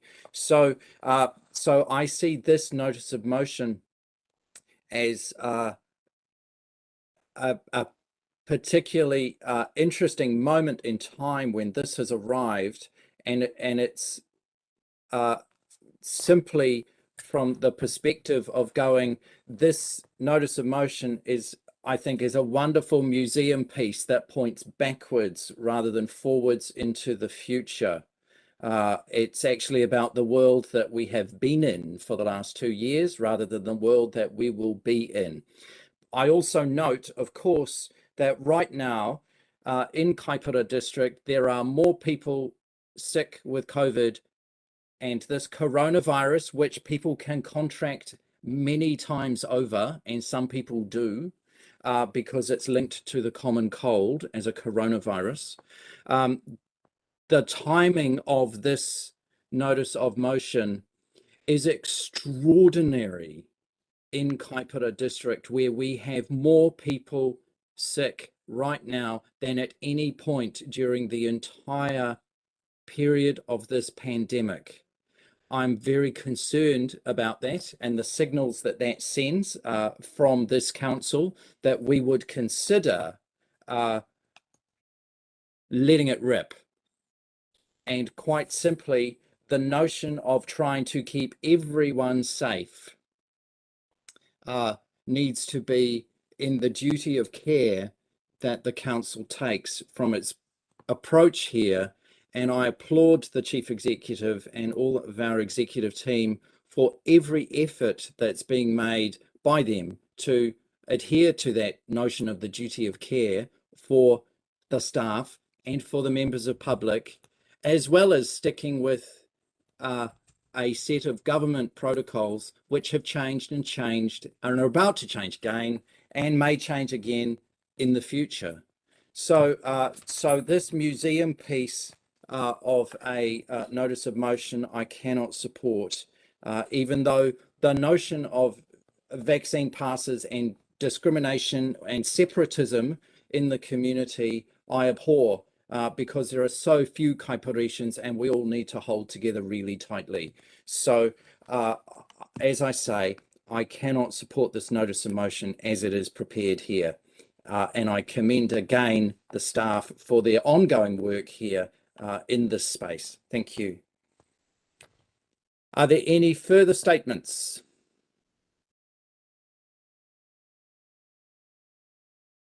No further statements. Councillor De La Varis Woodcock, you have the opportunity for a right of reply here. Thank you, Mr. Mayor. Very good discussion here from among our members. It's interesting the use of the word museum piece for a very current and real and still continuing situation. We have a state of emergency in New Zealand. Still, that is a regime. That means at any moment our government could use, for the reasons of public health, extraordinary measures that breach our Bill of Rights Act 1990. It's absolutely extraordinary, the undemocratic and unlawful, I would say, breaches of our democratic principles and rights that have happened. So this notice of motion is very much my democratic service to my community to protest what we have all suffered as a country, that we have had a member talk to the personal experience they have had of believing the Ministry of Health line that triple vaccination and boosters will save them from contracting this illness, but it hasn't. And so what has happened is the transmission is not respecting those who have been through the vaccination regime. They are hospitalized, they are sick, just like the unvaccinated. And that shows that all of these measures were farcical. It is absolutely imperative that our chief executive responds immediately without delay, because our rates notices are going out. And we are going to put up our rates and demand that our rates are paid. And our council under the Rating Act has the authority to seek the sale of a property if the rates are not paid. And penalties can be applied if rates are not paid. And yet our householders and ratepayers are discriminated against. They cannot visit the Northern Wairoa Hall, which is paid for and owned by our community because of the use of these arbitrary thing called a vaccine pass. That is extraordinary. Tomorrow, Italy drops a state of emergency. The whole world has moved forward, but in little New Zealand, Aotearoa, and our councillor Wilson Collins is covering her face, but this is true. The rest of the world has moved on. People want to associate, people want to mingle, people want to be united. Families do not want to be divided. As my very own family, where we have my in-laws, one of the spouses is unvaccinated, one is vaccinated. They cannot go and visit the Northern Wairoa Hall today as a couple. We would have one sitting in their car and one going in to avail themselves of that facility. This is absolutely incredible that in this country where we value fairness above all, we thought we were, that's one of the ethoses of being a New Zealander, is that fair play. We are sporting people. We understand fair play. And how did we fall into this situation? And I finish my right of reply with, Mr. Mayor, I'm actually challenging you on your lack of leadership. You have publicly used me as an example of someone who should be feared and is not responsible. We all know the basic premise of responsible care for our fellow community members. If we are sick, we stay home. Councillor De Lavares, there's your 4 minutes. Thank you, Mr. Mayor, for interrupting me, but I continue in my last minute. Mr. Mayor, we need good leadership. We need you to stand up and say, Kaipara, we are together. We do not discriminate. We want unity. We want our businesses to return to full vibrancy. We want to go out and give hope and surety and confidence that we can go and support our businesses. We can spend our money if we're so lucky that we've got some discretionary available. But contributing, you saying that this is a fear, I'm going to be strong in my words, Mr. Mayor, and say, you must stop the fear mongering. Please, New Zealand, let's come together. Let's put this dark period behind us. And please, with urgency, I ask the Chief Executive to consider this, but also to ensure that's that over 5 minutes, Councillor De Lavares Woodcock. That's over 5 minutes. Thank you for your final this 3 can never words. happen again. Okay, thank you. Final 3 words there. Never happen again. Great, thank you. Right, so at this point, we're calling for the vote on this item, and I'm calling for this by division. Thank you. Mr. Maris. Thank you, Your Worship. Councillor Curnow. Against. Councillor De Lavares Woodcock. For. Councillor Joyce Parkey. Against. Councillor Larson. Against. Councillor Vincent. Against. Councillor Withy. Against. Councillor Wills. Abstain. Councillor Wilson Collins. Against. Your Worship. Against. Your Worship, that notice of motion has failed. 7-1. Thank you, Mr. Maris. Thank you. So at this point, we're going to move on with the remainder of our meeting for today. and we will continue. And we're nearly 2 hours into our meeting with these first two notices of motion. So thank you everyone for the discussion and the patience here. Right, very important parts of the process just covered. Moving on with our decisions for today, and we're moving on to item number 5.1 of today's agenda, which is regarding adaptive pathway pilot community panel participation. There's a lot of words here. The adaptive pathway pilot community panel participation and representation. And for this, I am putting onto the table that that the council or section A agrees that there shall be no participation of elected members in the adaptive pathway panel. And this is based on the discussion that the elected members have had so far on this item. So I'm saying here that there be no participation by elected members on the adaptive pathway pilot panel. And I'm seeking a seconder for that. And I can't see the screen, sorry.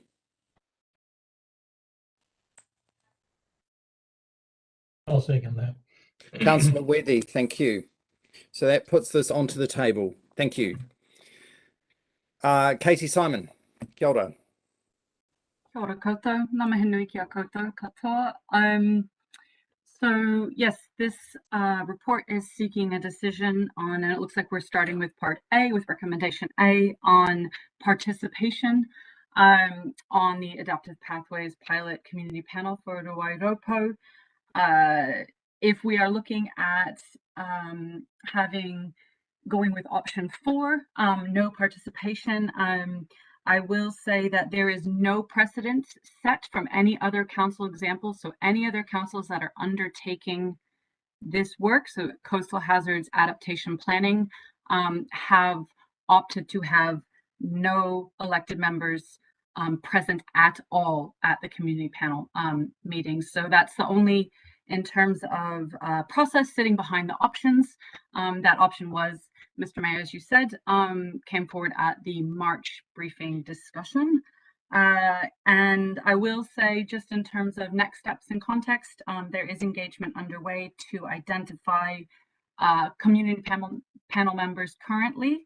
And the idea is that over April and May, we will be working towards identifying community panel members, as well as developing a draft terms of reference with governance advice support.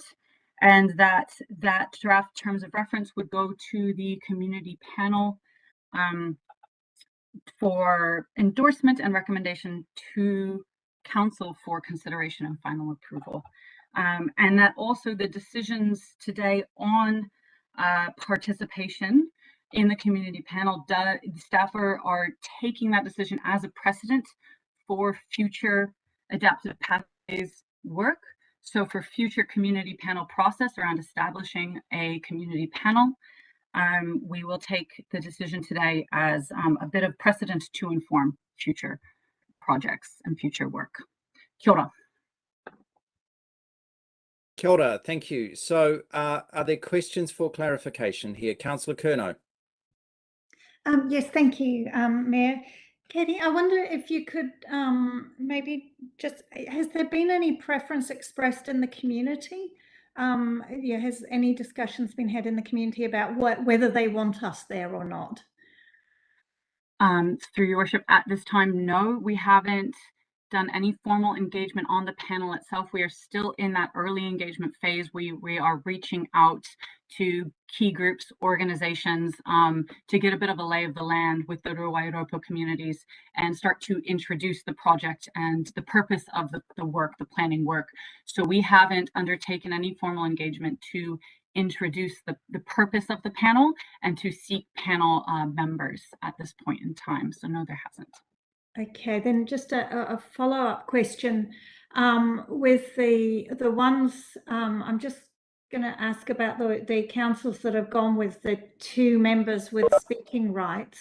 So that would be Kapiti, Thames Coromandel, and Hauraki district and Hawke's Bay, I think. So, I mean, obviously there are different approaches, but how has that worked? Have you had any discussions with them about how it's worked, actually having elected members in the room being part of the discussion? Informally, there are several staff networks that have been established for other councils undertaking this work. So there are several informal discussions happening, yes, and presentations and troubleshooting, that kind of thing. The Hawke's Bay is the longest standing example where they've gone the farthest down the process. And I have heard, and again, this is informal, that the community panels have been extremely successful and they have helped when there have been difficulties and challenges in the project. The commitment and success of the community panel have helped to keep the project going and keep the process alive, if you will. And that the Hawke's Bay, the elected member participation on the community panel set up there is as observer participants. So that is speaking rights at the chair's discretion, defaulting to an observer and only speaking at the chair's discretion. Just a point of just clarification quickly, Kapiti Coast, their elected members only participate, excuse me, it is a tongue twister, as observers. So they do not have any speaking rights at all whatsoever. There is no option for the chair to grant them speaking rights. So they are observers only. And so that was added as option 3, not tabled at this point, but that was there presented based on that. Yeah, that kind of the direction from council at the March briefing to lean towards less participation.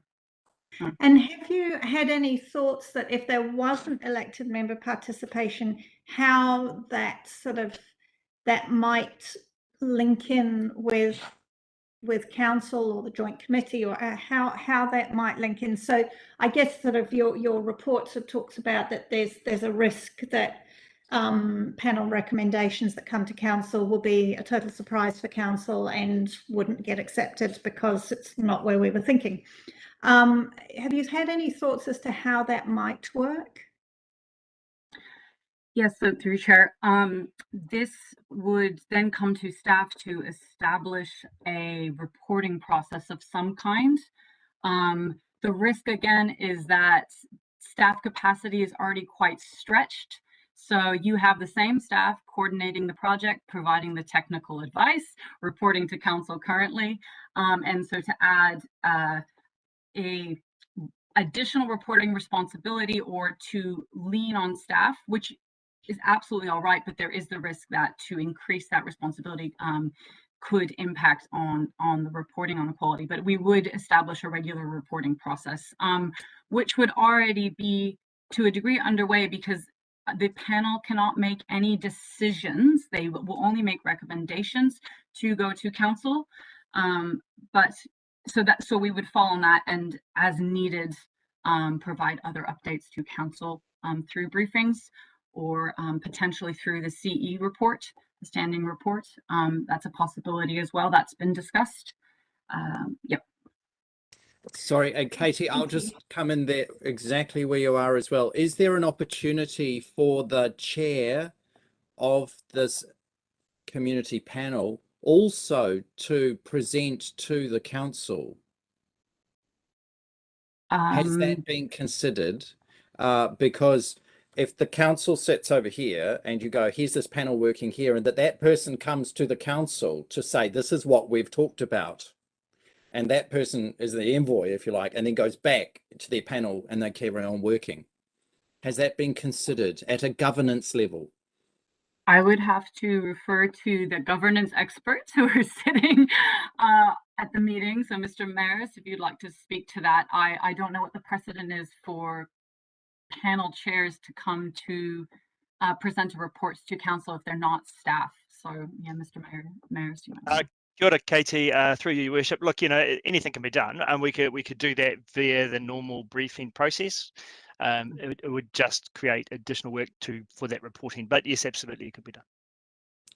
Thank you. But in theory, again, that reporting, that you're speaking of would also have been being done within the panel over here.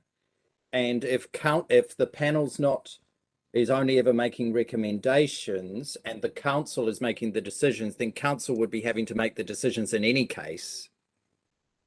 So there would always have to be a report regarding any of the decisions that would be being made. Yes? Yeah, absolutely. Through your worship, absolutely. A final report for the decision maker would be required. Briefings do require reports and presentations, so so there'd have to be some sort of a mechanism for us to do that, and that's fine. We can work that through. It doesn't have to be onerous.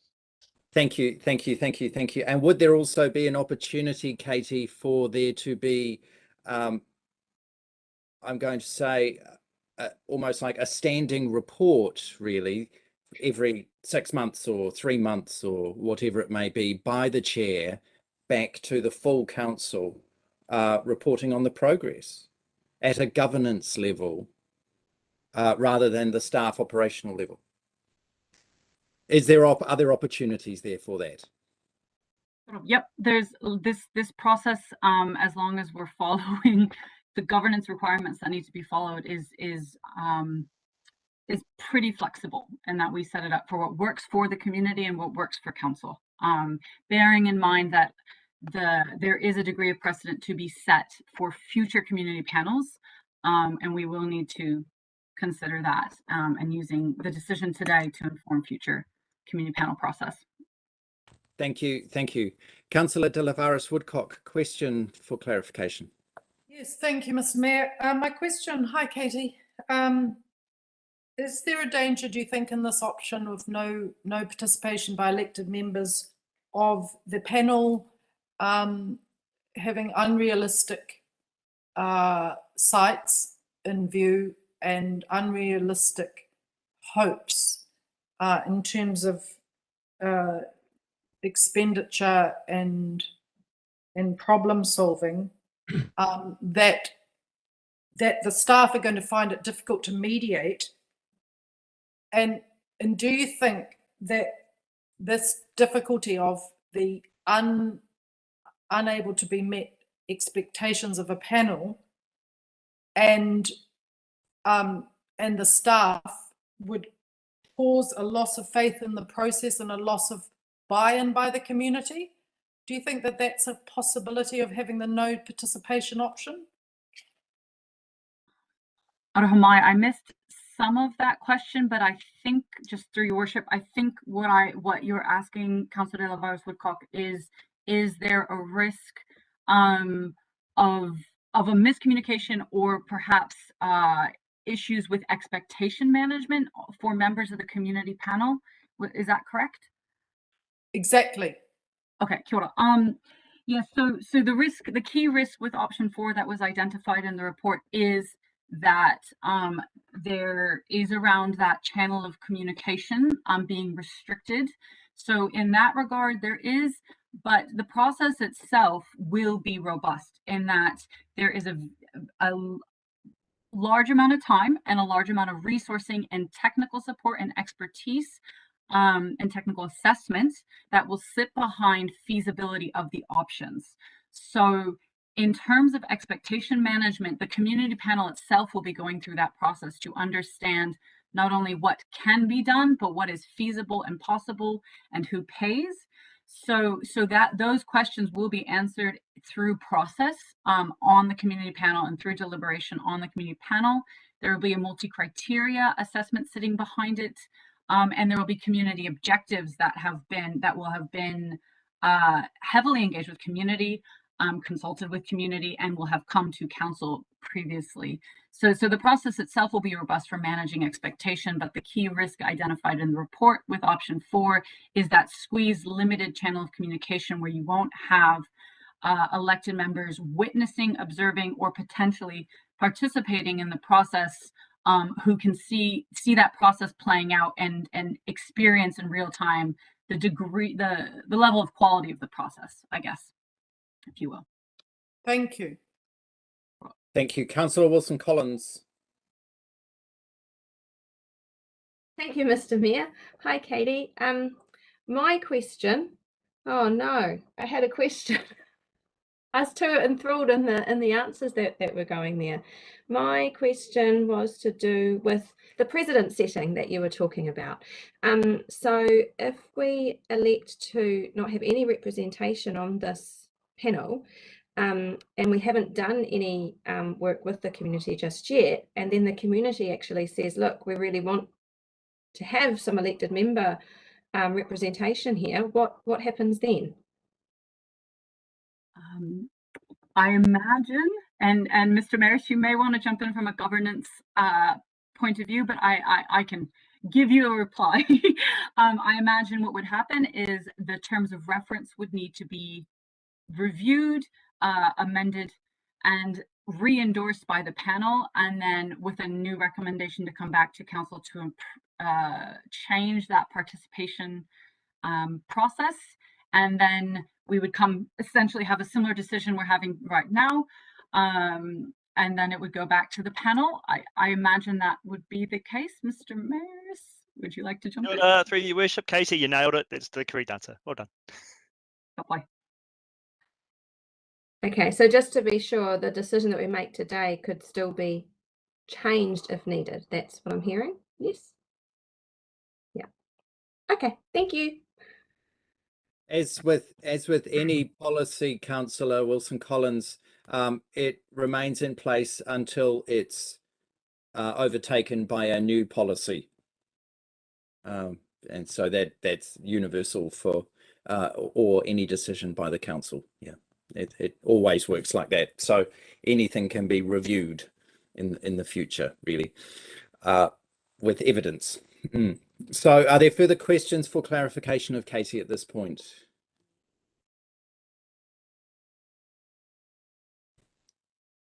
No further questions, Katie. Thank you. Thank you for your presentation here. So we're just going to statements. So the situation that this is for me, and why I'm proposing no participation of elected members here, is to get council law elected members out of the perceived having fingers in the gearbox and being pointed at within panel meetings of, well, council, you'll need to fix this, you'll need to change that, you'll need to change that, and instead for the community itself with this adaptive pathway process to deliver that without the inclusion of elected members, but with the very good guidance of our professional staff for their adaptive pathway planning exercise that is for the community alone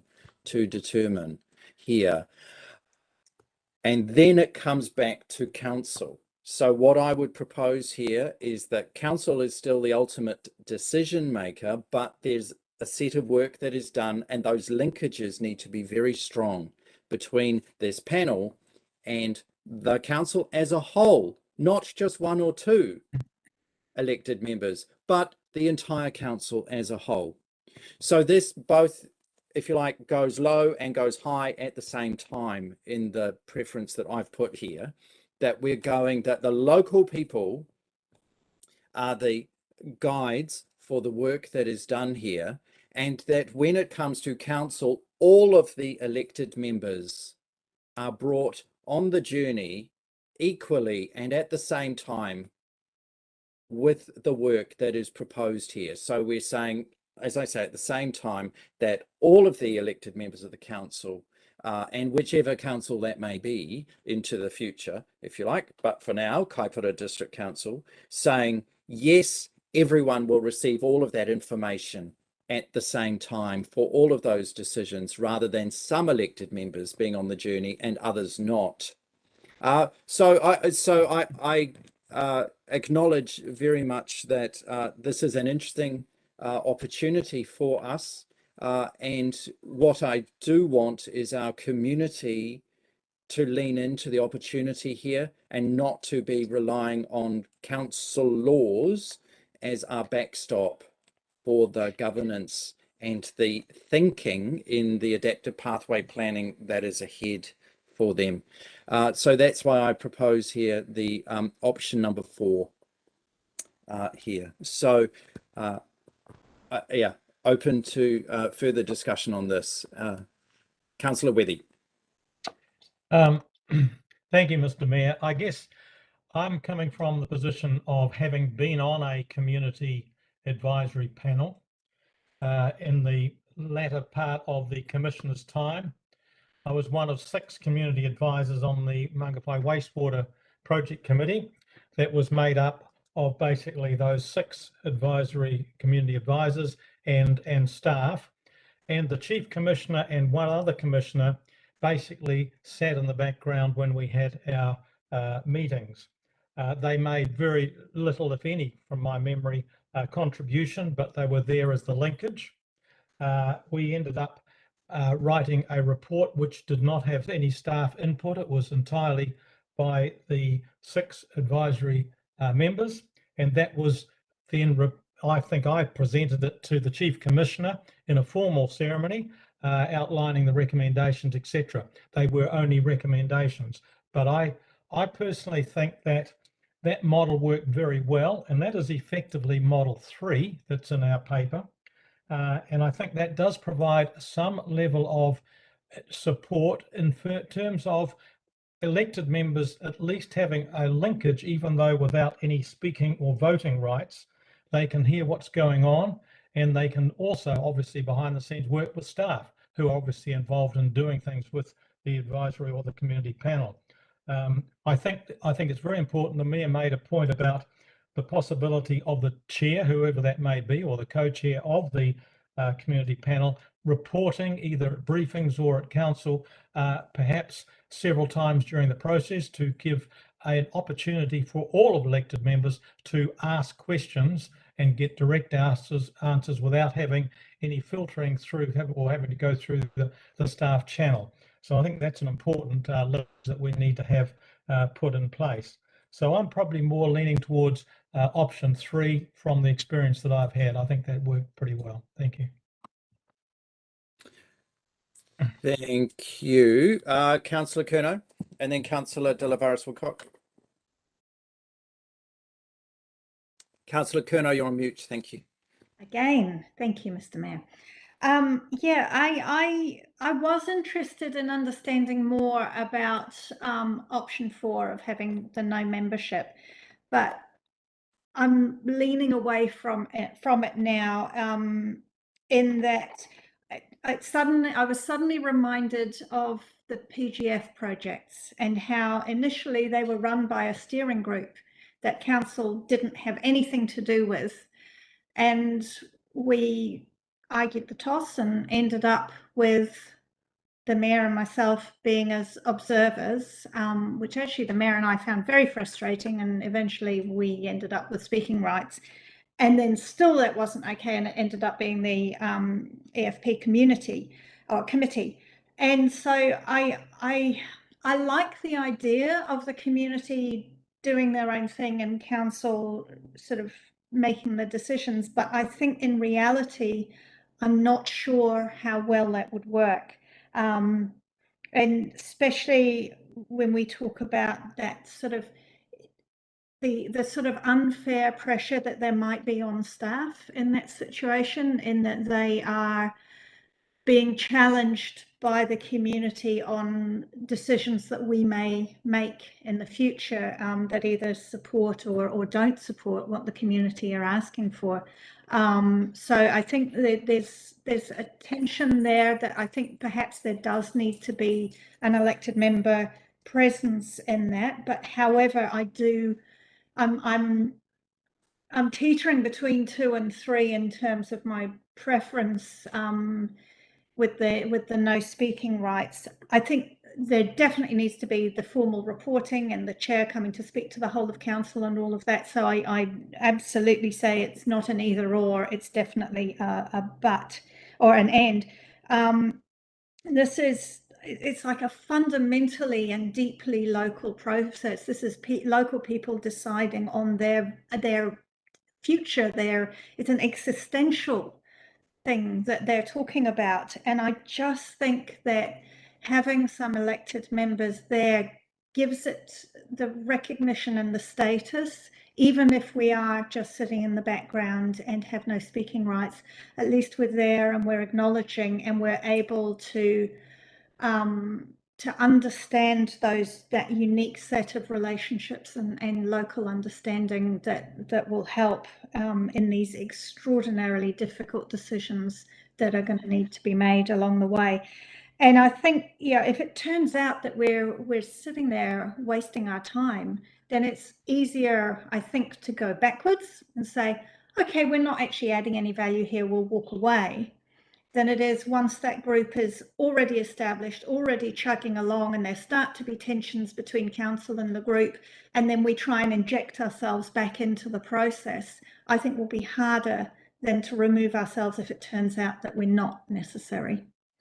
So I'm kind of leaning away from option 4, even though I was very interested in looking at it from a let's enable the communities as best as we can point of view. So that's where I'm at the moment. Thank you, Councillor De Lavaris Woodcock.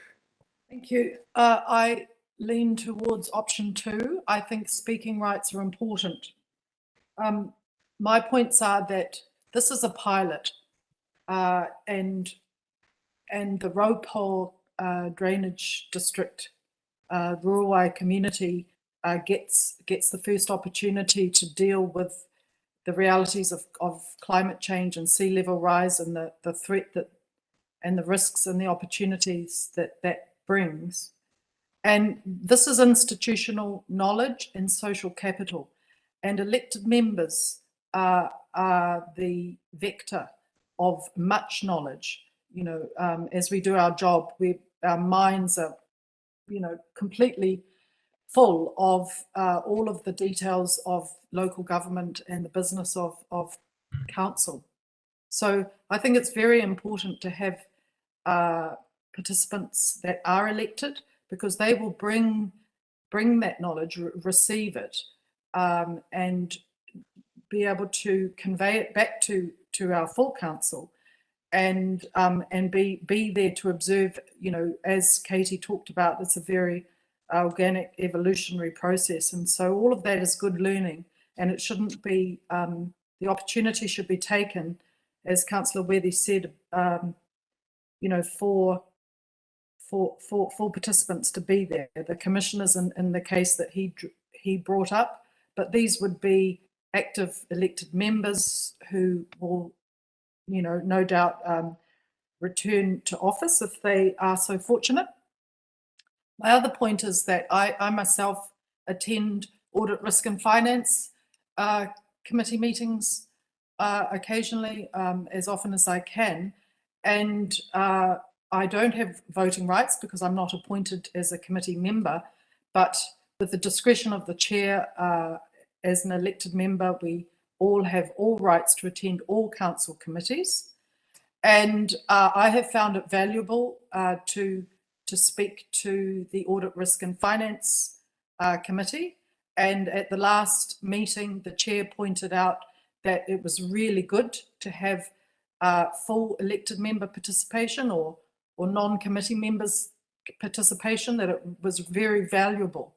So I think the speaking rights is important, because otherwise, as Councillor Curnow pointed out, that member or those members are going to be frustrated by kind of being on mute. And the whole point of the exercise is to get as much knowledge and opportunity from this process as possible. This is an expensive project. This pilot, it's a cost to all the ratepayers across the whole district. We need to extract full benefit. Thank you. Thank you. Are there further statements?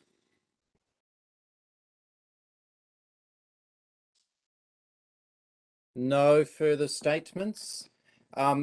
Thank you. All right. Look, closing statement from me. Oh, Councillor Vincent, very slow there. Councillor Vincent.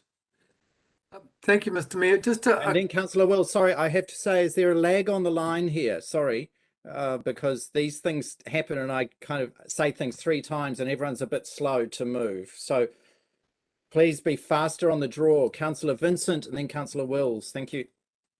Thank you, Mr. Mayor. Now, the problem is, I guess, having to click two buttons in sequence, one the hand up, two the unmute, the mute button. So that was me. I raise a question about process here, in that we have a motion before us which basically opts for option 4, no participation. But we've had at least 3 members now proposing 3 different alternatives.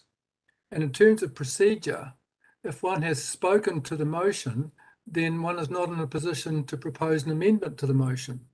So do we have any people left who haven't spoken to the motion who would like to propose something else? That would be my question. Sorry. So this wasn't a time for questions, but that's also us. We'll take that as a statement from you.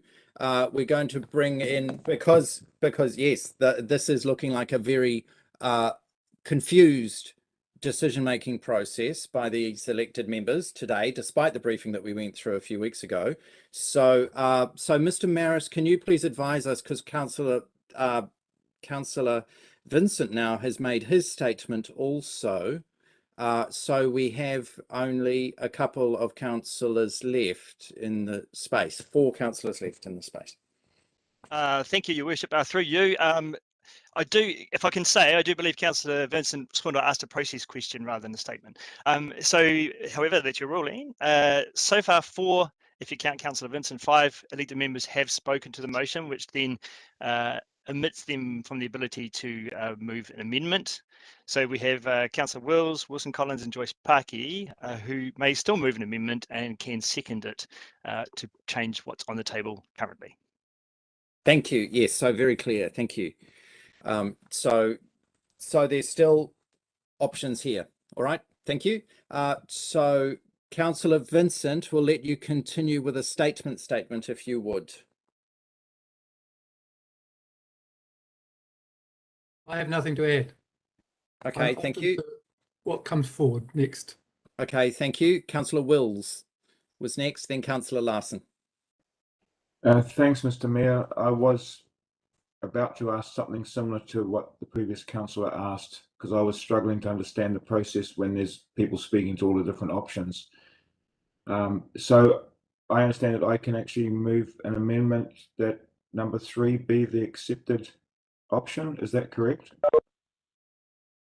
So, Mr. Maris, as I have not spoken to the, as I have not spoken. Correct. Yet. Correct. That is correct. Yes.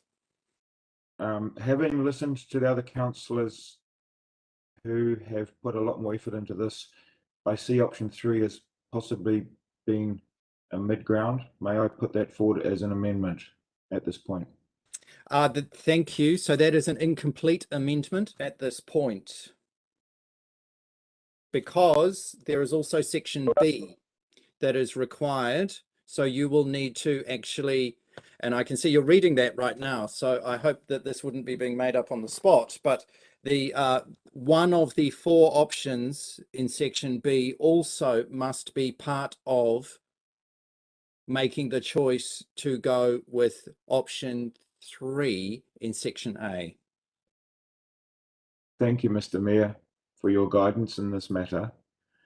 So your amendment is to go with section A, option 3, which is 2 observers with no speaking rights.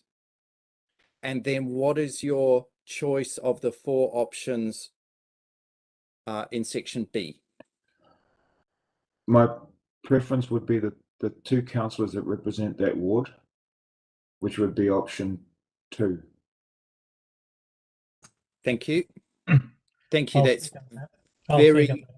very clear.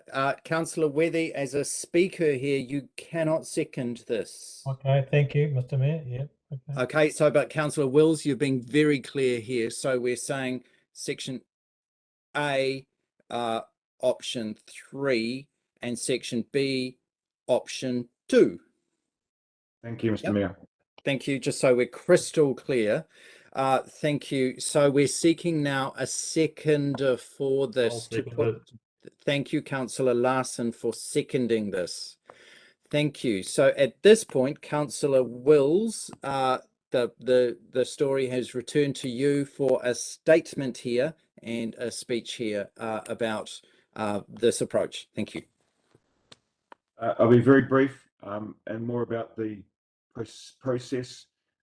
I support and understand and relate to the previous statement by the Deputy Mayor regarding the aspects of the PGF process when councillors weren't involved, and then we had to pick up the mess afterwards and try and work our way through it. And I don't want to see that happen again. Having them present, if they don't feel the necessity, they'll make that that decision at that time. If they feel that they need greater process, at least they're present to bring that back to the council to discuss. It gives us $1 either way, and that's why I'm putting forward this motion. Thank you. Thank you. Thank you. Councillor Larson. Statement as the seconder here. Thank you, Mr. Mayor. Yeah, I also drew on the input of Councillor Curnow, and I think it's important to have some elected members present, particularly as a buffer for council staff, and also as Councillor Delavaris Woodcock referred to, bringing knowledge and experience to the table around that. So I think that would give us some good balance. Thank you. Thank you. Thank you. Elected members, further statements on this? Councillor Delavaris Woodcock, then Councillor Wethy. Thank you.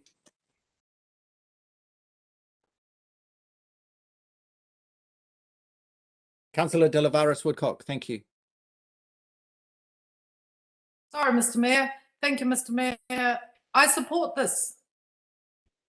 Okay, thank you. Thank you. Councillor Wethy, then Councillor Curnow. Thank you, Mr. Mayor. Yes, look, I think this is a good amendment, and I certainly support it. I think the fact that the observer status of the elected members is there will give us necessary linkage and understanding of how the community panel works without having the community panel tend to be either swayed or rely on input, which some of the other options would have ended up being. So I think this is the best option to start off with, and obviously if something needs to be amended, we can do so by the appropriate fashion at a later date. Thank you. Thank you. Thank you. Councillor Curnow, statements. Yes, thank you, Mr. Mayor. Yeah, I do support this option, and that I do see that having that presence there is just that stabilizing link between the community committee and council, and around, as I said before, these deeply existential discussions that are going to be going on. And yes, I was interested in the no representation, but I have shifted my view, and I think on reflection, this is a good landing place. Thank you. Thank you. Are there further statements? Statement from me here is that thank you everyone for a really reasoned debate on this. I'm really happy that everyone's leaned in. Council considered this very carefully at a briefing just a few weeks ago and came to a very different conclusion to what it's done today.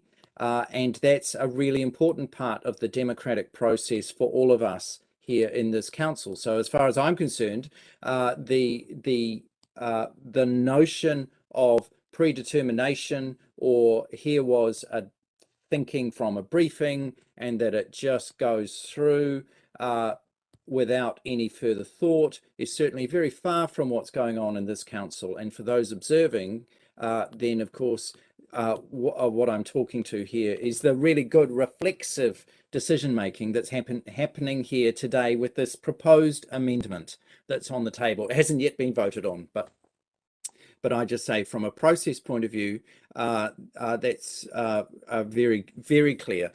Regarding the content of this, I'm absolutely fully supportive of there being elected members who are involved in this panel.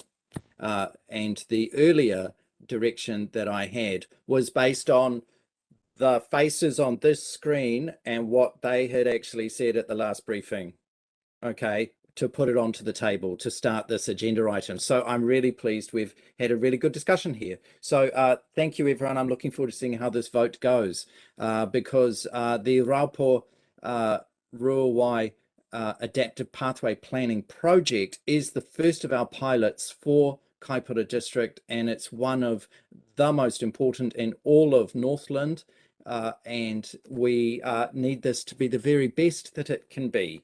And the real care that you've put in today has been an excellent contributor to that excellent decision making that we're looking forward to in the future on this. Councillor Vincent, statement.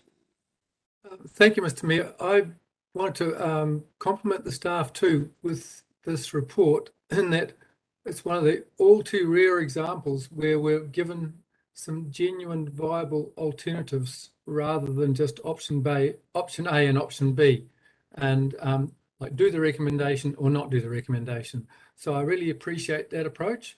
It made things a little bit messy perhaps in terms of getting to this final point. At a personal level, I can't escape the feeling that I'd be a bit like a turkey voting for Christmas, but however, whatever the will of the meeting is where it will end up. Thank you. Thank you. Thank you. Are there further statements here? No further statements. Thank you, Mr. Maris. As this is an amendment at this point, there's no right of reply for Councillor Wills, correct? That is correct, Your Worship. Okay, thank you. So we're going to the vote now on this amendment to adopt it as the substantive motion. So all those in favour, please raise your hand and say aye. Aye.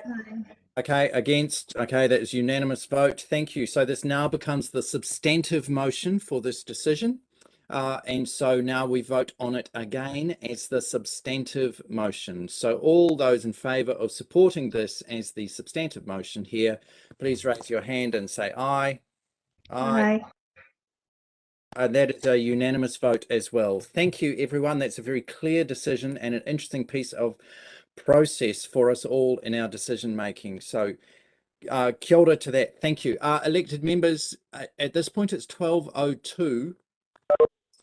We could technically break now for lunch, or we could proceed with the next item, item number 5.2, and then break for lunch. I'm in your hands. Do you have a preference to break now? Can I see some thumbs up?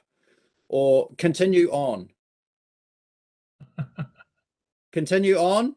Yeah? Okay, I'm seeing the continue on. Right. So kia ora, Donick. We go to item number 5.2. This is the extension of contract number 860. Thank you, Donick, for your patience there in the background with us all. There is a recommendation here to for council to extend the term of contract for contract 860 for a further 4 months out to October 2022. So Councillor Joyce Paki is moving this. Thank you. And I'm seeking a seconder for this. I'll second this. Thank you. Onto the table. Thank you, Donick. Kia ora.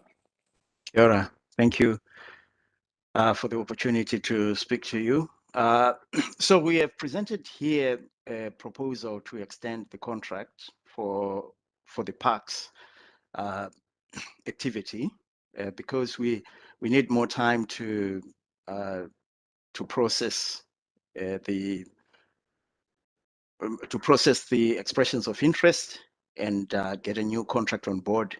And that being said, we have been negotiating with Tangata Whenua to see how they can be involved in the process. And this is taking a little bit of time than what we anticipated, but we still anticipate that we should be able to bring to council a recommendation for a contractor by the end of June.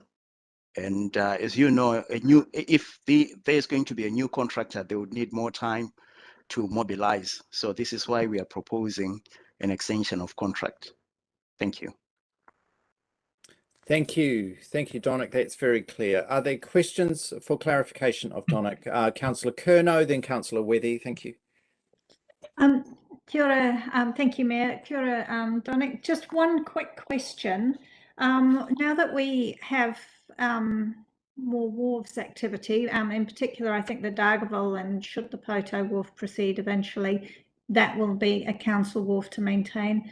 Who would do that? Because I notice on this list of work there's no wharves.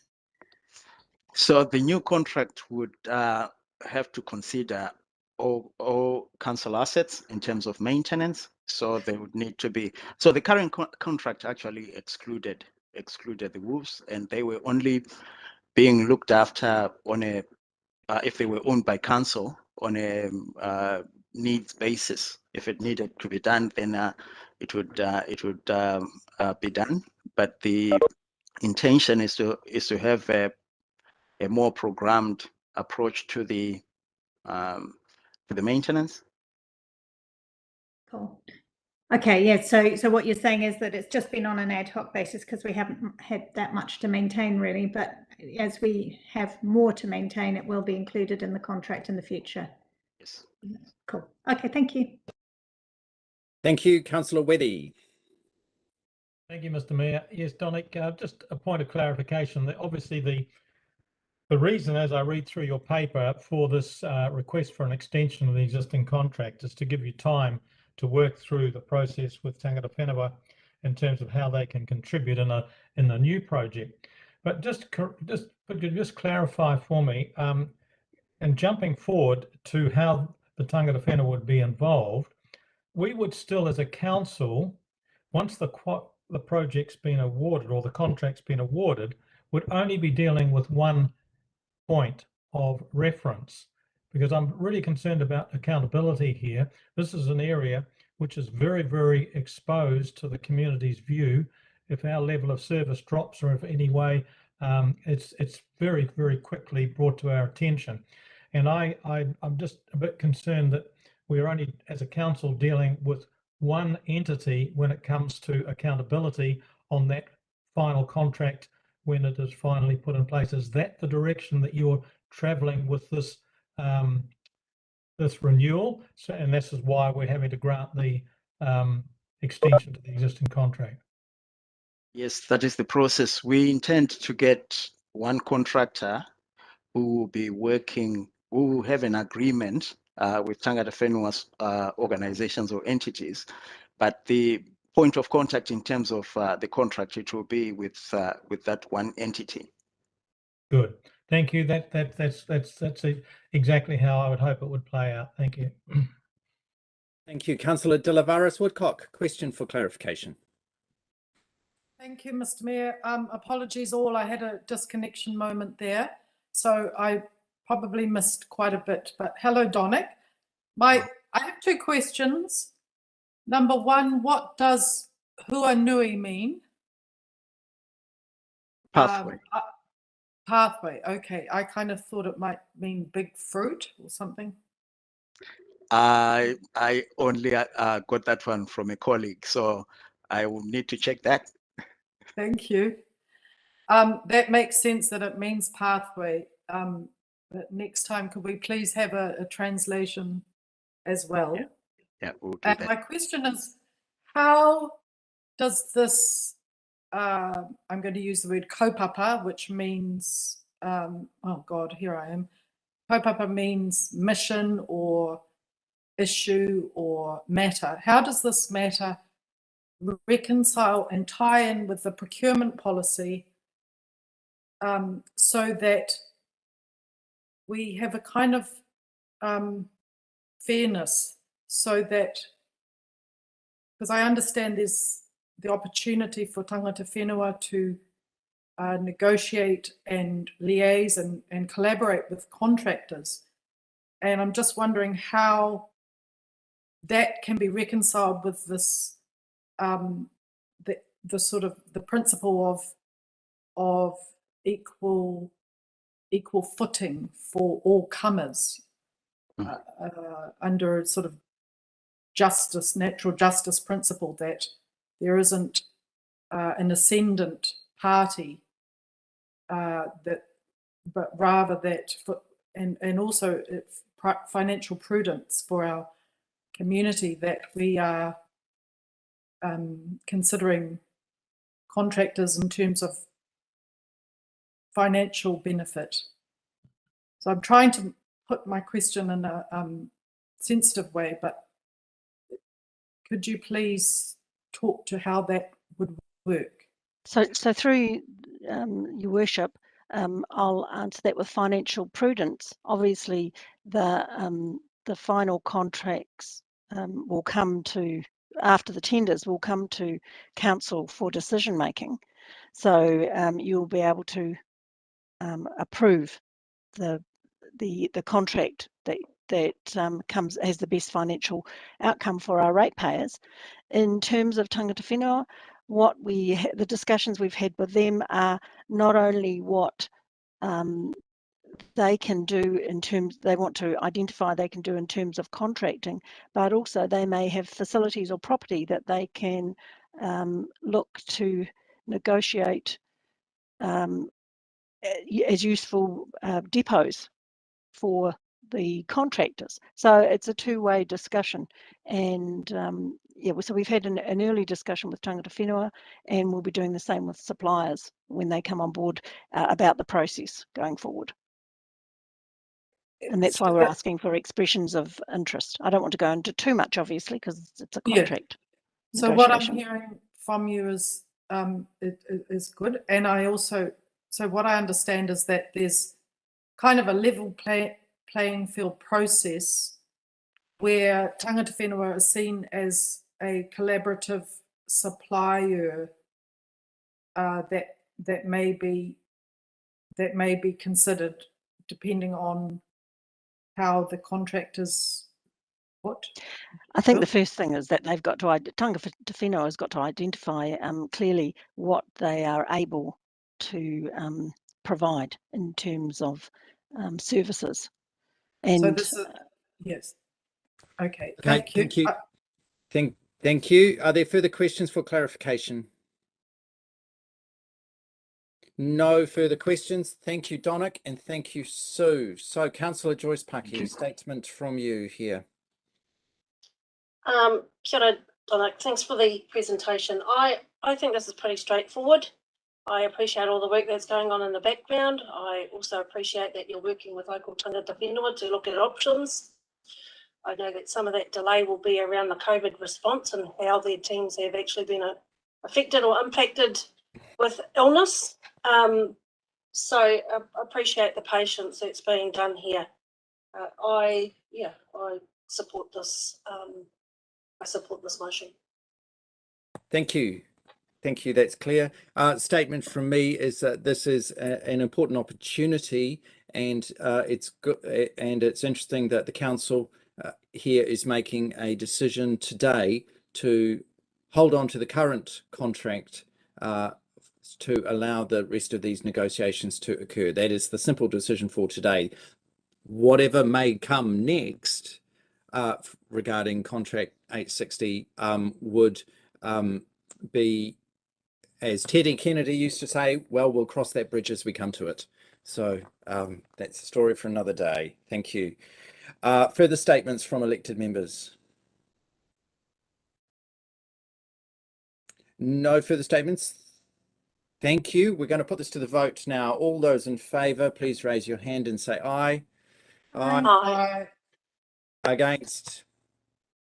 That was a unanimous vote. Thank you. We'll record that as unanimous vote. Thank you, Council, for that. And at this point, thank you for your patience here.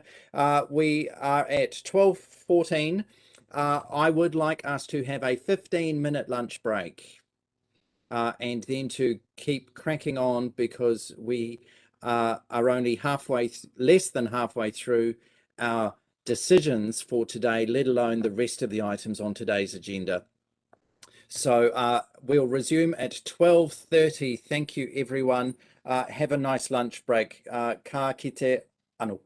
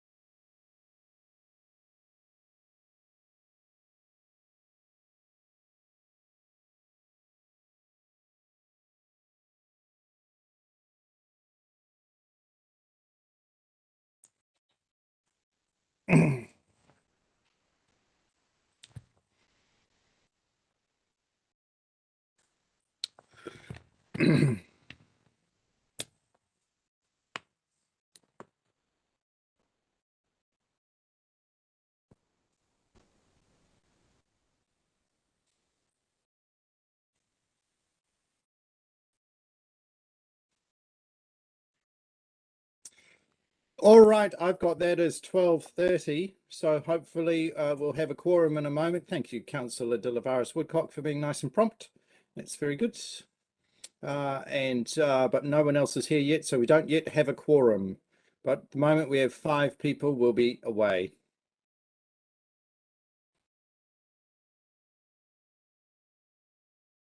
That's 3.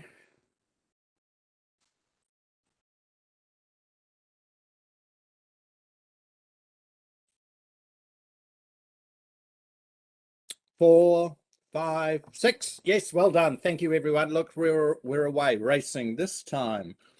Regarding the item number 5.4 is where we're at on our agenda. Remembering, Whānau, that item number 5.3 regarding Poto Wharf had been on the agenda, had been withdrawn by the Chief Executive. So for reasons stated earlier. So item number 5.4 here, externally funded projects, additional funding for Pahi Wharf and Kaiwaka footbridges, both of which are PGF projects and both of which are now opened and completed. So I'm seeking someone to move this item, please.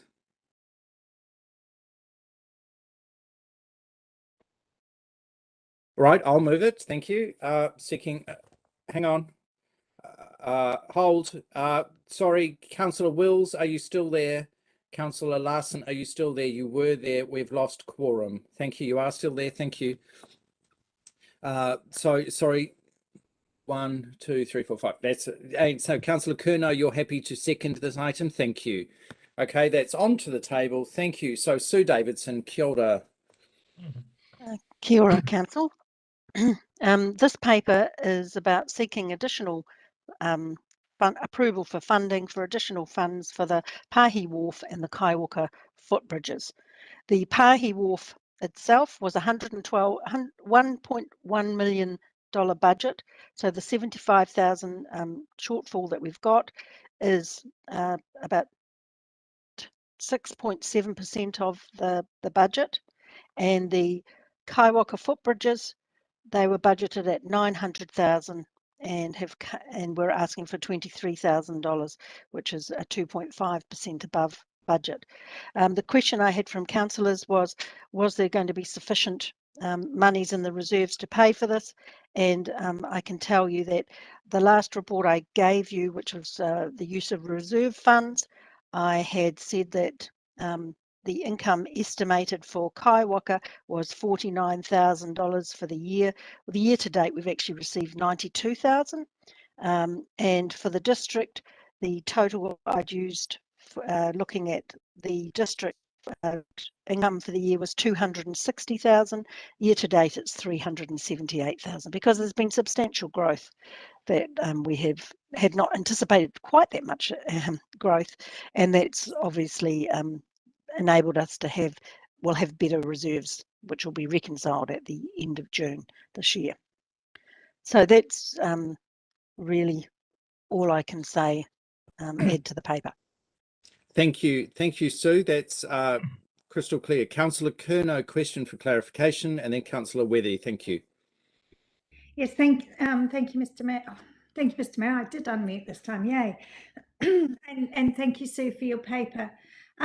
So, I mean, that's reassuring that we have the funds and the reserve contributions available to handle these. But I'm just a little bit interested in the sort of how did this happen?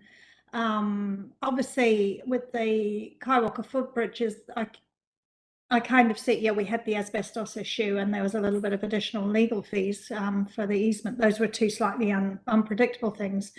But the Pahi Wharf has been done for quite some time now, and $75,000 underspend is a significant chunk to miss, even in a project of this size. So I'm just interested if you have any thoughts about how did we miss this in our budgeting process and our financial controlling measures around this project. My understanding is that it was just as the costs came in that we'd had change in project managers over time, and that it had just been overlooked. It just fell through the cracks between project managers. Yeah. Yes. Given that we are in a situation of reasonable churn with staff, particularly in the project management area, it seems, have we put any additional measures in place to try and make sure that we don't have those things slipping through the crack in the future? Yes, we've allocated one of our accountants to work with the project managers, and and that's been really good when it's come to the forecasting, that they've actually aligned the views, have understood how things are being funded and what's coming, but it still is a risk. Okay, so there's still a risk there, but we've put some measures in place to try and manage that risk. Okay, thank you. Thank you, Councillor Wethy, then Councillor De Lavaris Woodcock. Yeah, thank you, Mr. Mayor. Sue, just point of clarification. On your table with respect to the reserve contributions inflows, etc. Now, the Kaiwaka one, it's only 10,000 to be drawn, and there's plenty of money in their area account.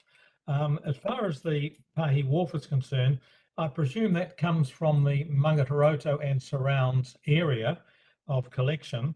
So that 75 you're proposing to be drawn. Now, I know the balance of June you were forecasting $196,000 there, and it sounds as if it might be a bit more. So is that where it would be coming from?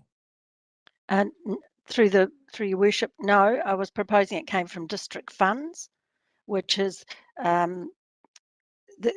yes, and identified, because I don't think it is Mangataroto. I think it might be the Dargaville funding Poto Wharf is under. Well, we should clarify that because Pahi Wharf, sorry.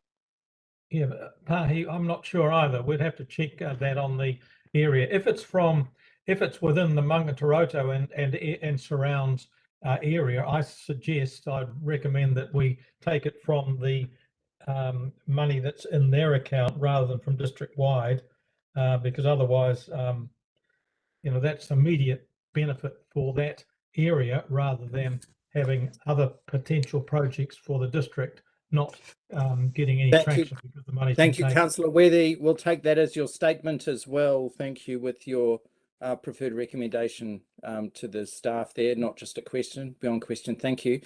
Councillor De Lavaris Woodcock. Thank you, Mr. Mayor. Yeah, my question is, who has the council resolved the issue of the funding agreement for maintenance of the Pahi Wharf? Because they're missed from the project management project. Councillor my De question Lavaris Woodcock. Councillor De Lavaris Woodcock, excuse me, Councillor De Lavaris Woodcock, I'll just stop you there. That is outside the scope of this document and what we are talking about here, which is regarding the construction of the wharf and the costs relating to that. So I would say that your question is off. It's still in the same subject, but it's actually off the scope. Thank you. So that would be another subject for another day, especially for the externally funded projects committee meeting. Yeah.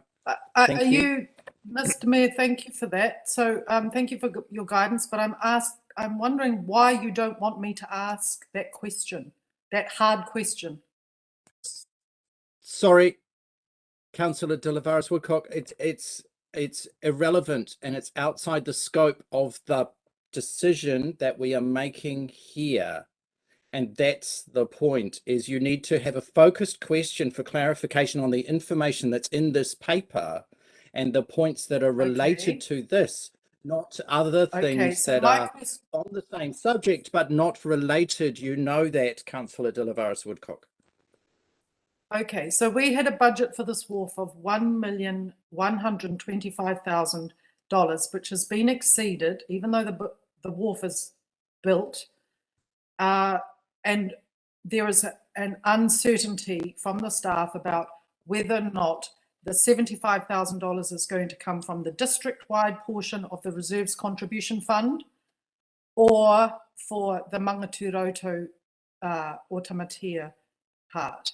So that's really important. The reason why I ask that is because $75,000 worth of recreational improvements from the district-wide, that represents a significant loss of funds from other things that haven't even been built yet.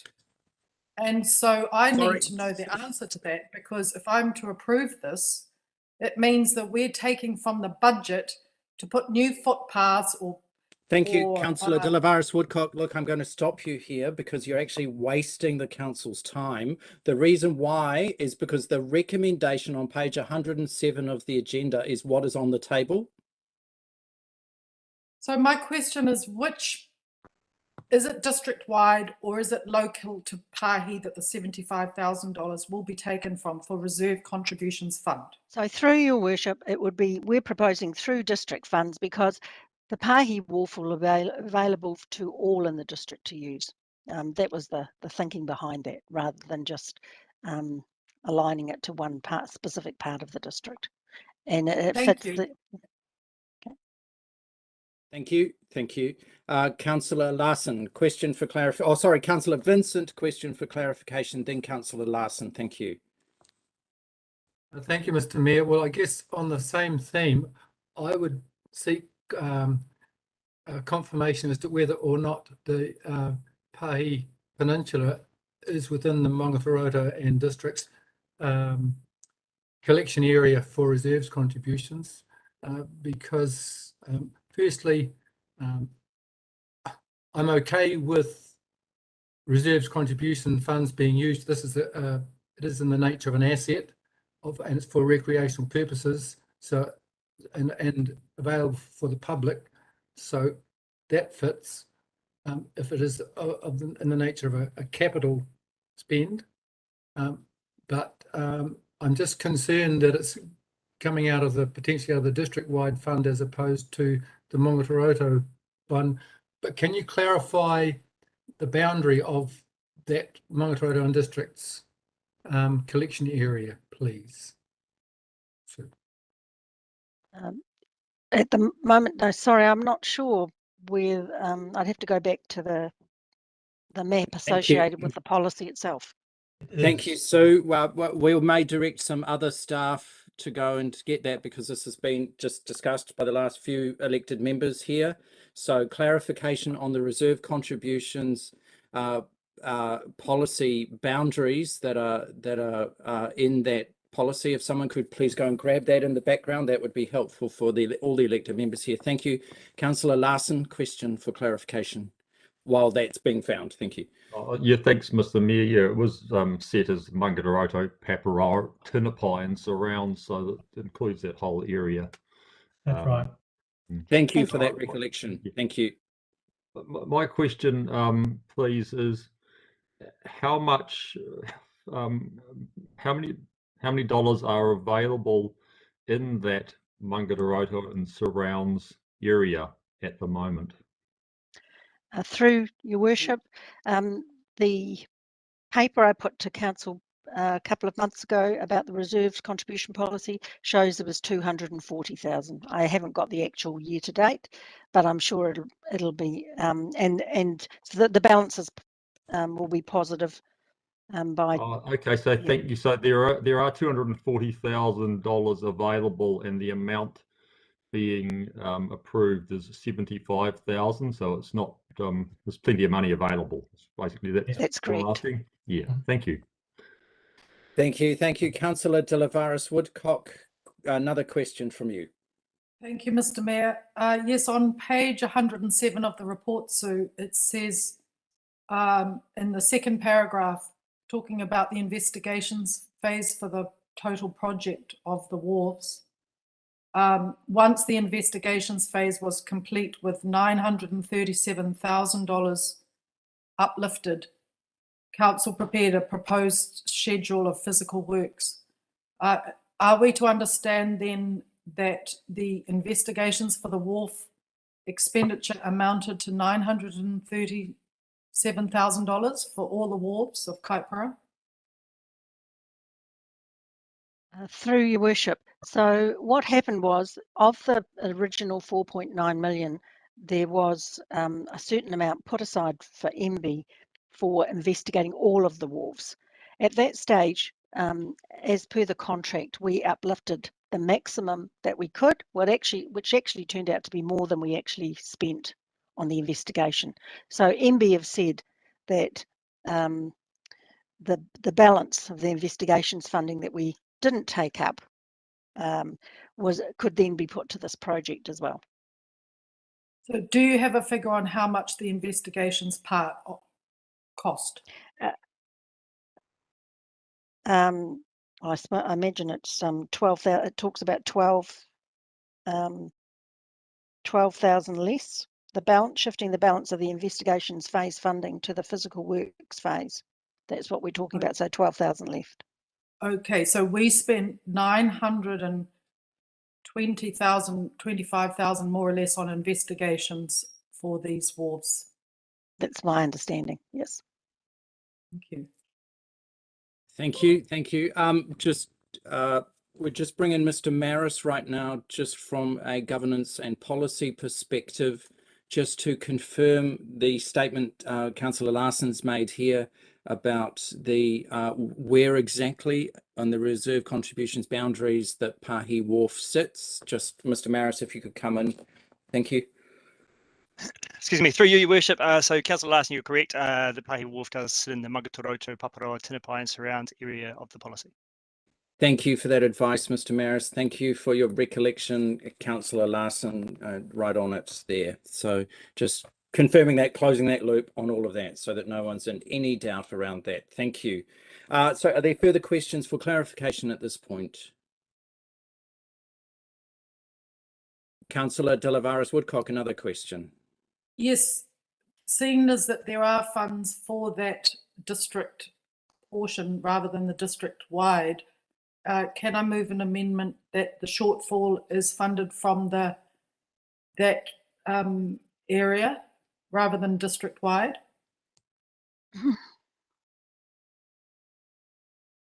So is that an amendment which you are putting right now, Councillor De yes. Lavares Woodcock? Okay, Yes, thank you. if I may, Mr. Mayor. Yeah, yes, entirely possible to do that. So we would now be seeking a seconder for that. Councillor Wethy is seconding that. Right, so we start again here. Thank you, Councillor are there any? Okay, at this point, are there any further questions for clarification of Sue?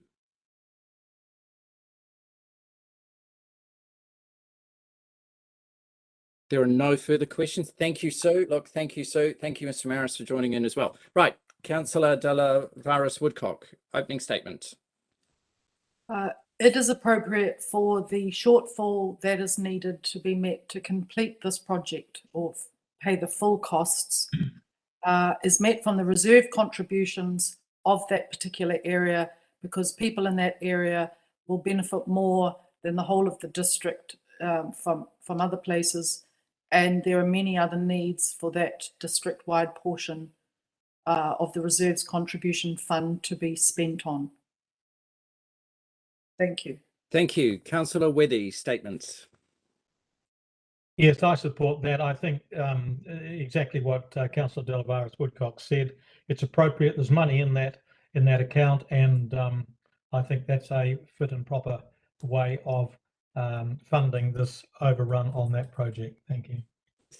Thank you. So we are calling for another statement for this amendment. Councillor Vincent. Thank you, Mr. Mayor. Yeah, I guess my perspective, reserves contributions are collected to meet an unfulfilled need, which will become apparent as proved developments are completed and mature. I'm really concerned about it being used as a reserves slush fund to top up shortcomings in other parts, various parts of the district. So I'm very pleased that there is a sufficient balance available in that particular allocation area to fund this shortfall. But aside from that, I do think it's horrendous how these costs have just crept up and crept up and crept up, and it does the council no credit in seeing these things happen. But we are not really in a position to influence that now. We just have to find a way to pay the bill, it seems. So yeah, I support the amendment. Thank you. Okay, thank you. Look, so that's I'm mindful of the time, team. And Councillor Wills' hand is up. I was going to call for anyone who wants to speak against it, just so we could speed the process here. So no one wants to speak against this. Councillor Wills, sorry. Thank you, Mr. Mayor. I'm concerned that this is the start of a tit-for-tat process that we're going to go through for this rest of this calendar year. My concern is in the background. We're going to have a significant shortfall in the Poto Wharf. If we apply the same criteria, that's what's been applied in this amendment, there's actually no funds to complete the Poto Wharf or to provide extra funding. I understand for the smaller projects, normal business as usual, that if there's a shortfall, it should be made up by that community that surrounds that project. But on these larger ones that have been driven largely by the PGF funding and in the millions of dollars, they were done as a district-wide process and the benefits were justified to the district. So I'm speaking against an amendment that means we're going to be playing this east versus west for the rest of this calendar year. Thank you. Thank you. That's clear. Are there further statements?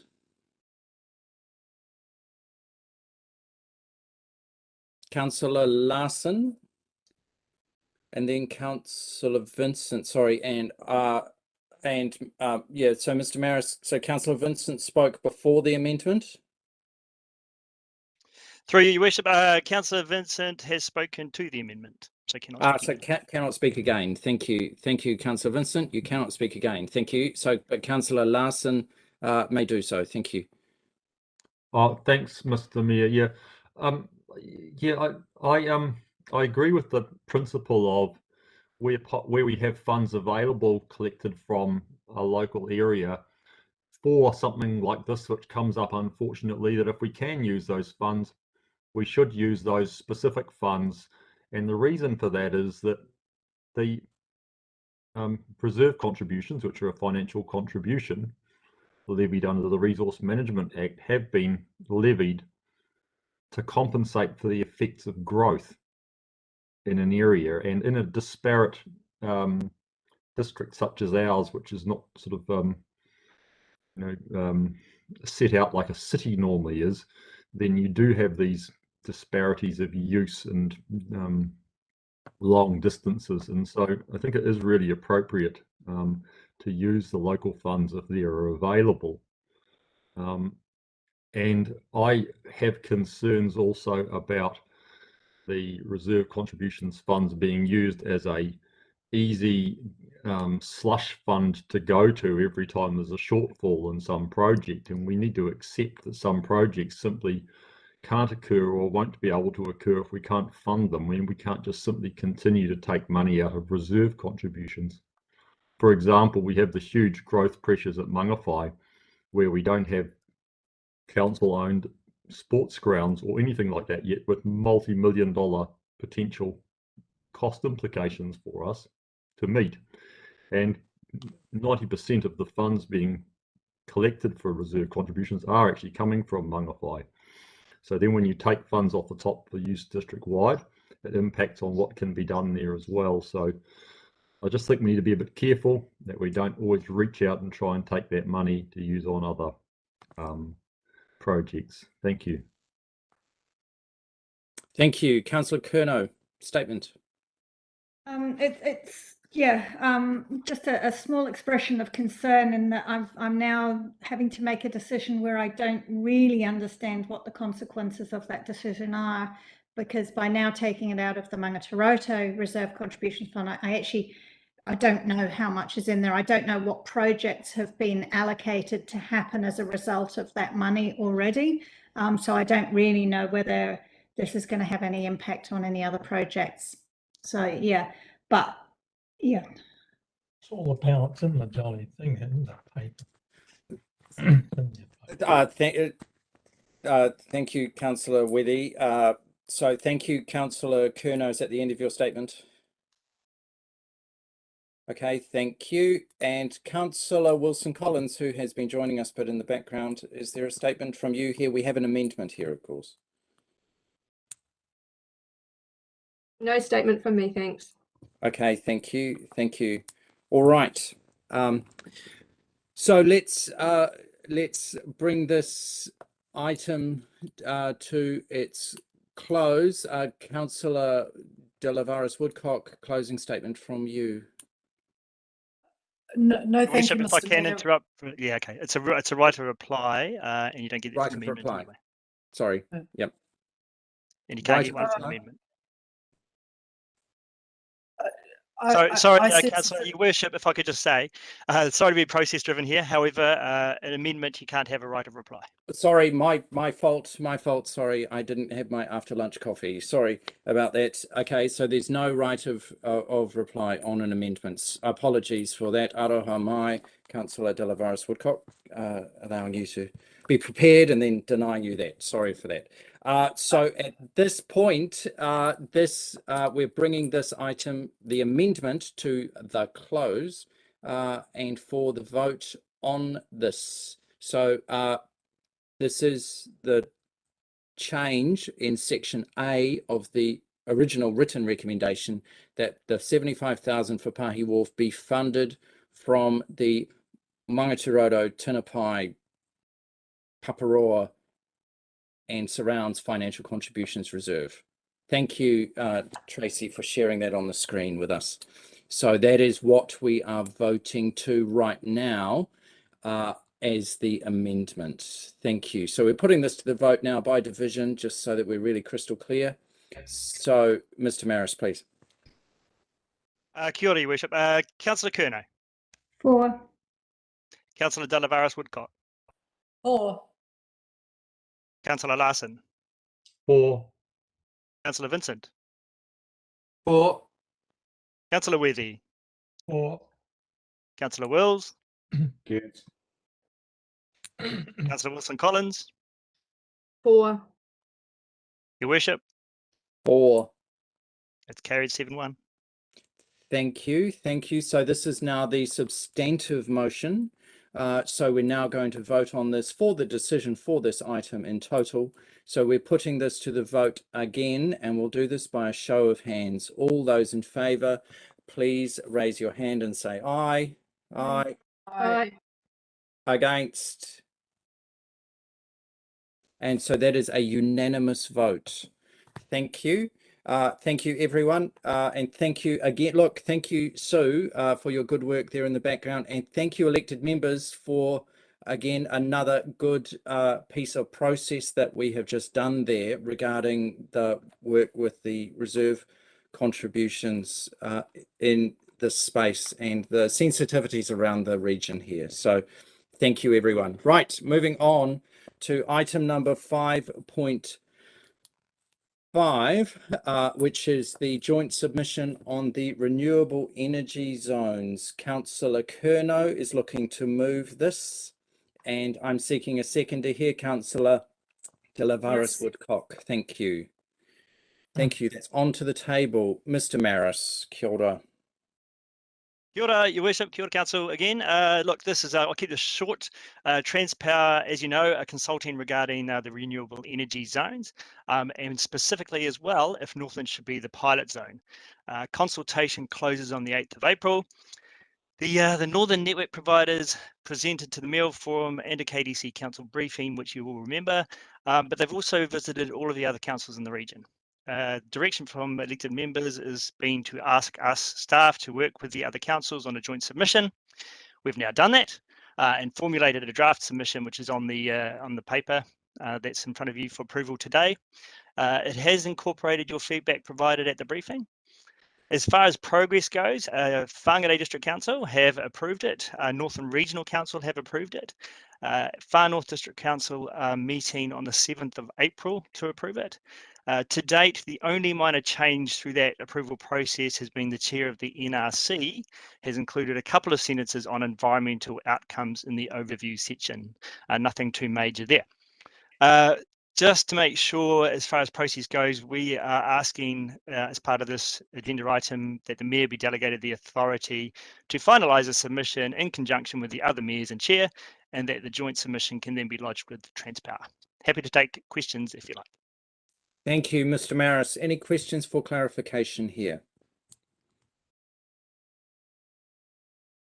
No questions. Wonderful. Thank you, Mr. Maris. Councillor Curnow, statement. Yeah, I support the submission. I think it's one of the more exciting projects that Northland has looked down the barrel of, and I'm really happy to support a Northland-wide response to this in favour. Thank you. Thank you. Councillor De La Varas Woodcock. Yes, I support the submission, the draft submission, and commend the focus on increasing the opportunities for Māori owned land to be productive and profitable. And also, as I sit here today, the power that I'm using is renewable. We have solar panels. We have been off the grid for many, many years, and I know how that helps with resilience. And we need to focus on building resilience in our communities for Te Tai Tokerau and Kaipara. Thank you. Thank you. Councillor Withy. Thank you, Mr. Mayor. I support the submission, and particularly so in that it has at least 4 times reinforced what is, to my mind, a bottom line, that it should not be a charge against the communities. And I think that's very important, that the people that are putting this in should be the ones who fund it, and not being, through the district councils, a charge against the communities. So I think they've made that point very clearly and repeated it several times. So on that basis, I support it. Thank you. Thank you. Are there further statements here?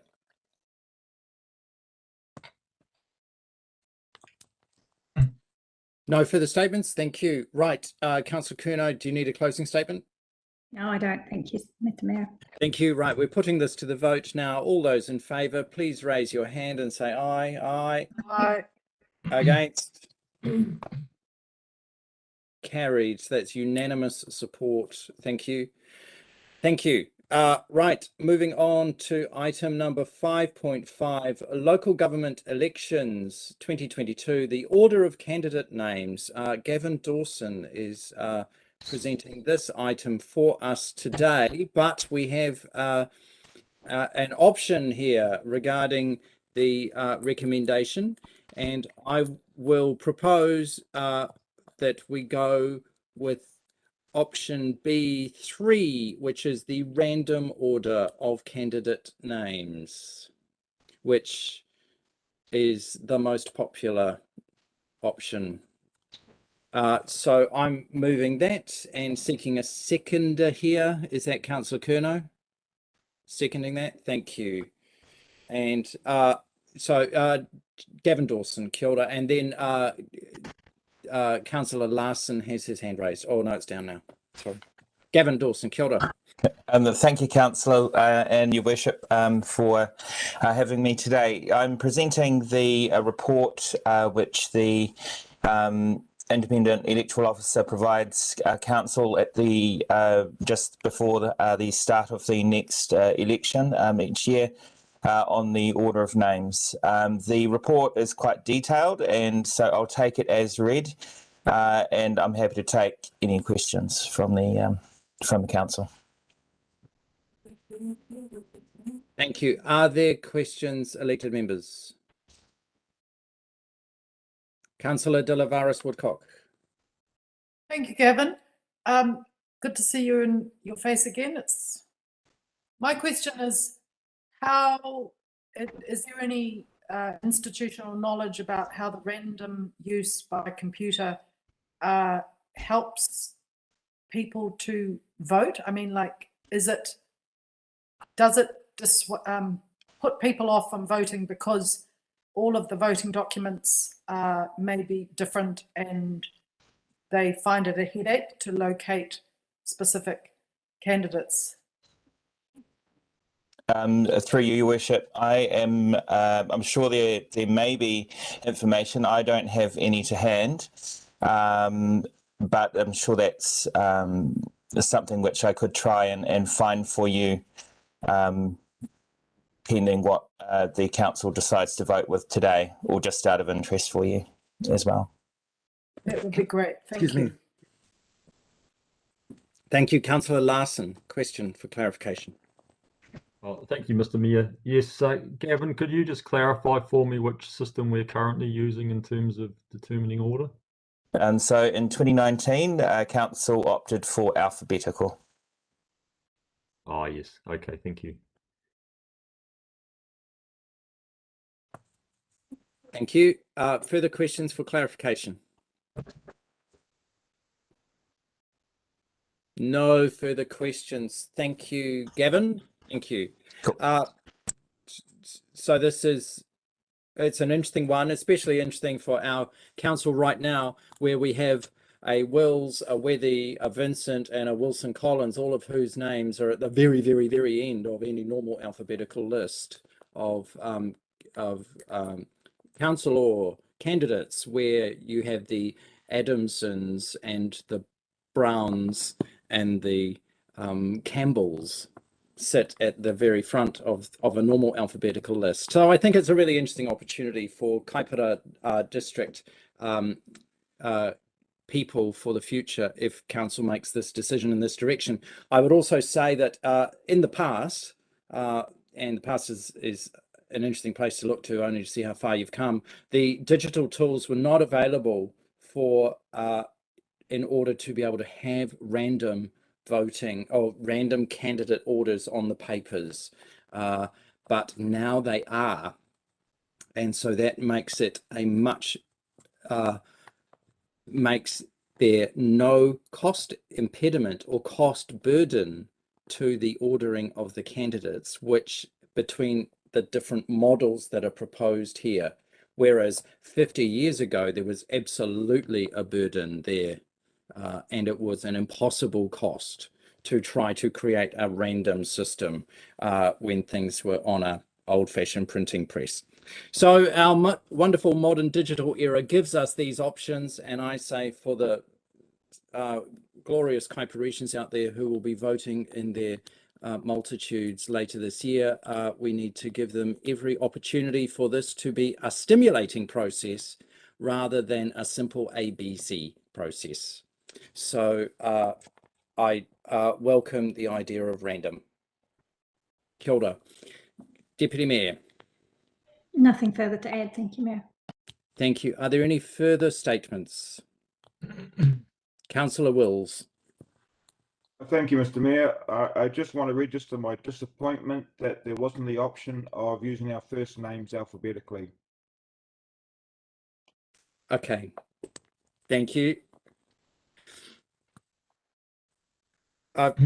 That's very clear. Very clear. Thank you. Are there further statements from elected members?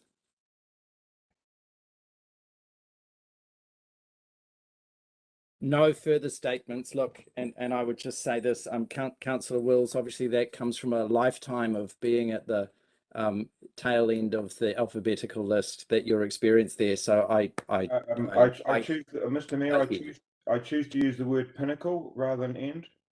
Okay, thank you. Thank you. Yeah.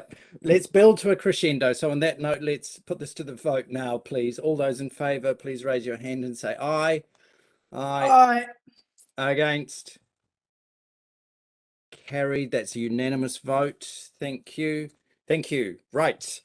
That brings us to the end of our decision part of today's meeting. So thank you, and we'll keep moving on with our information items. And so the first of these is item number 6.1 regarding the three waters, and there are some reports to be noted and being put on the table for the awareness of the community here with an update on some of what's happened with the Three Waters report. Specifically, the report from the Working Group on Representation, Governance and Accountability of the new water service entities. So I would like to move the recommendation as written, and I'm seeking a seconder for this. Councillor Curnow, thank you. So, Mr. Maris. Kia ora, Your Worship. So look, I'll be really brief. It basically publicly provides the final report from the Working Group on Representation, Governance and Accountability of New Water Service Entities, one of the longest names in living history. Set up by the government late last year. Obviously, Your Worship, you were a member of that working group, as was Mayor Goff from the Auckland Northland region. Our report in front of you includes responses from the Mayor of Auckland, which is the unnamed appendix to the report, a response from iwi subsequent, and a response from you, Your Worship, subsequent as well. I would say that possibly commentary or questions on this report will be best directed to the Mayor for this. Just reporting it for transparency and openness with the community and with you all. Thank you. Thank you, Mr. Maris. Thank you. So are there any questions from elected members for clarification here?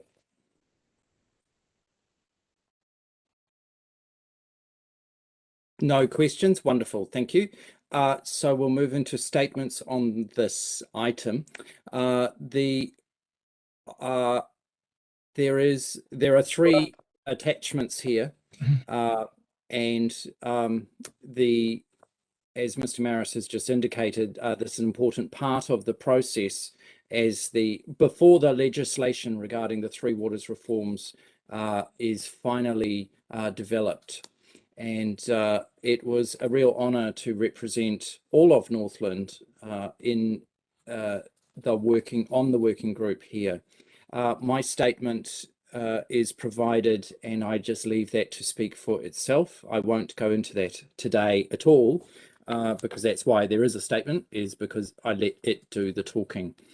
But what I would draw everyone's attention to in attachment A is on page 37, 38 and 39, there is a particular section where Northland councils were granted the opportunity through me to provide an alternative view on what the voting rights would be within the proposed regional representation group for entity A. That sounds like a huge mouthful, but quite simply, it comes down to this. There's no point in sitting around a table unless you've actually got the right to vote. And one of the real challenges with the proposal at its base level, which is for the fallback position on voting rights, if consensus cannot be reached within the regional representation groups, that fallback position being at 75%, quite simply, the numbers mean that the three councils of Northland or the three iwi of Northland could be excluded from the process of contributing to the statement of strategic priorities and expectations to the appointment of the board for the water entities, to putting in place what is expected for this area. This is a highly simple matter because as I say, there's no point in talking about how many seats we have around the table if actually there's a voting system which is distorted. And by any measure that you look at it, the bespoke arrangements for entity A of the membership is not reflected currently in the proposals for what the voting rights would be of that membership. So I just leave that matter there, and I just ask our elected members and the people of the community who are interested in this space regarding the future of governance and actually how much of a say they may get to have, to please lean into this matter on page, as I say, 37, 38 and 39 of the working group's report on representation, governance and accountability. I leave the rest of this matter there at this point, and because, as I say, my statement speaks for itself, and the statement of support from the iwi Māori members also speaks for itself. Thank you. That's a statement from me. Are there any further statements or questions, I guess, if there are questions of me, Kapai? Councillor De Lavaris Woodcock. Mr. Mayor, thank you. I would speak against this recommendation, so you might want to ask if there are any. Okay. Thank you. So are there, sorry, Councillor De Lavaris, please just continue. De Lavaris Woodcock, please just continue speaking against this. Thank you. Yes, so I welcome the opportunity to speak fulsomely to this item. I do not support noting these reports from the Three Waters Working Party. And the reasons why I do not support noting this report is because to do so, in my opinion, would be tantamount or equal to condoning and endorsing a breach of Te Tiriti, a founding constitutional document. Article 2, ko te tuarua, in the Māori version, has tino rangatiratanga, or ngā tangata katoa o New Tirani.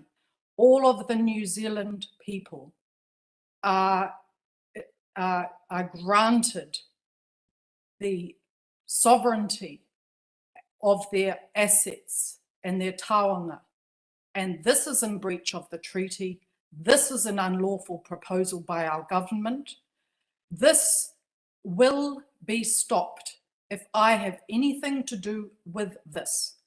I have a political studies background in privatization and the processes by which public assets, the most valuable, such as utilities, the blue chip assets, are divested from public ownership. And this is the Trojan horse. I take your phrase, Mr. Mayor, that you used in your letter. This, in my opinion, and all of the evidence of the capitalist world that we live in, from South Africa to South America to Chile, and in our own history, the loss of all our state-owned enterprises that were paid for by all the people of Aotearoa, New Zealand, Aotearoa. I have spoken to this clunky and awkward and most costly of proposed governance structures with 2 tiers, and how, when we as elected members know the cost of our presence here at the table, and to deduce that we are going to have efficiencies and consumer cost savings by any reform such as this is stupid.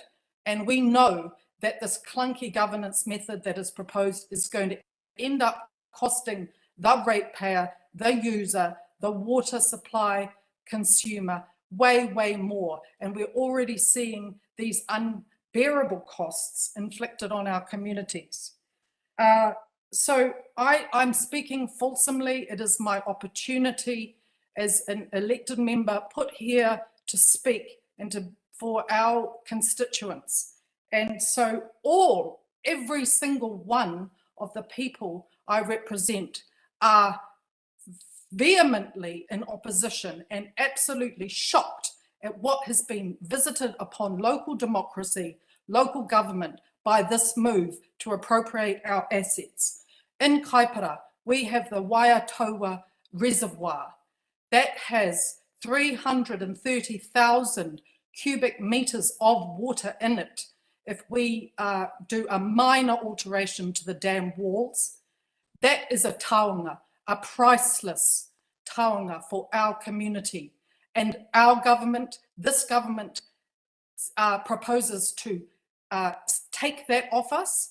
That is, my mind, is a theft, because we, the ratepayers, we, the householders, we, the people, own that asset. We have paid for it.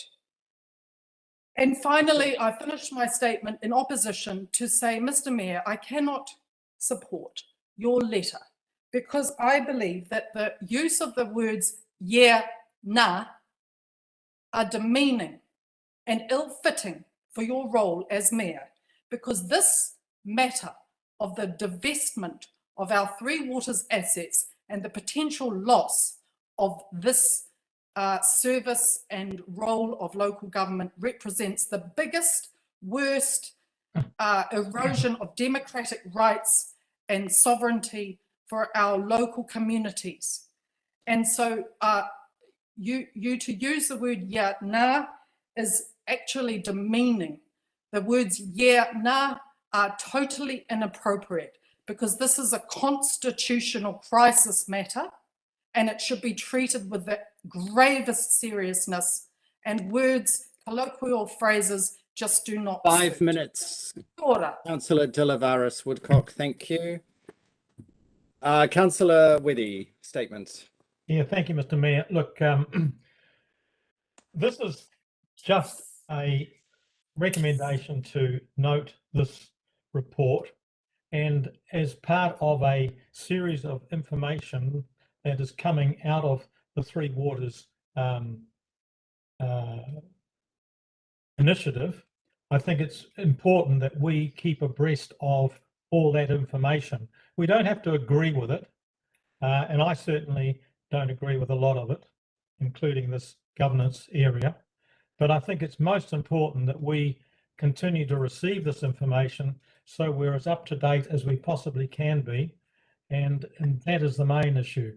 When it comes, if we ever have an opportunity to cast any vote that would make any reasoned sense to central government about whether we support it or not, well, that's the time to really voice our opposition or otherwise. But in the meantime, I think we should continue to note these reports and information as they come through so we can at least keep our communities informed about the direction that central government's taking. Thank you. Thank you. Thank you. Councillor Curnow, statements. Thank you, Mayor. Yeah, I concur with Councillor Weddy. This is a matter where we're just noting these papers, and there's been significant work that's gone into them. And I want to congratulate the Mayor on his participation and the work that he put into it.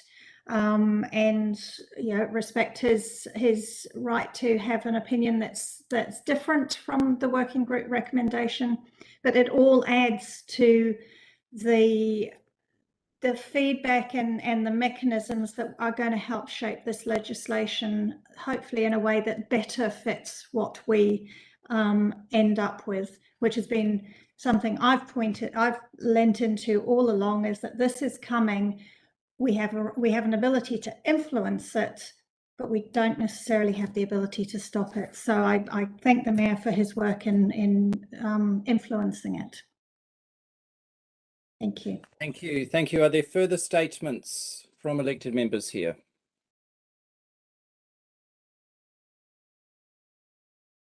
Okay, thank you. So I just, in closing on this matter, the the most important thing here is that the Kaipara District Councillors and the people, as I say, and all of the council is across and up with all of this information. The next information that's coming will include the new draft of the legislation for the water entities that I believe we've been informed will be coming in the month of May. And there seems to be no way to stop this train.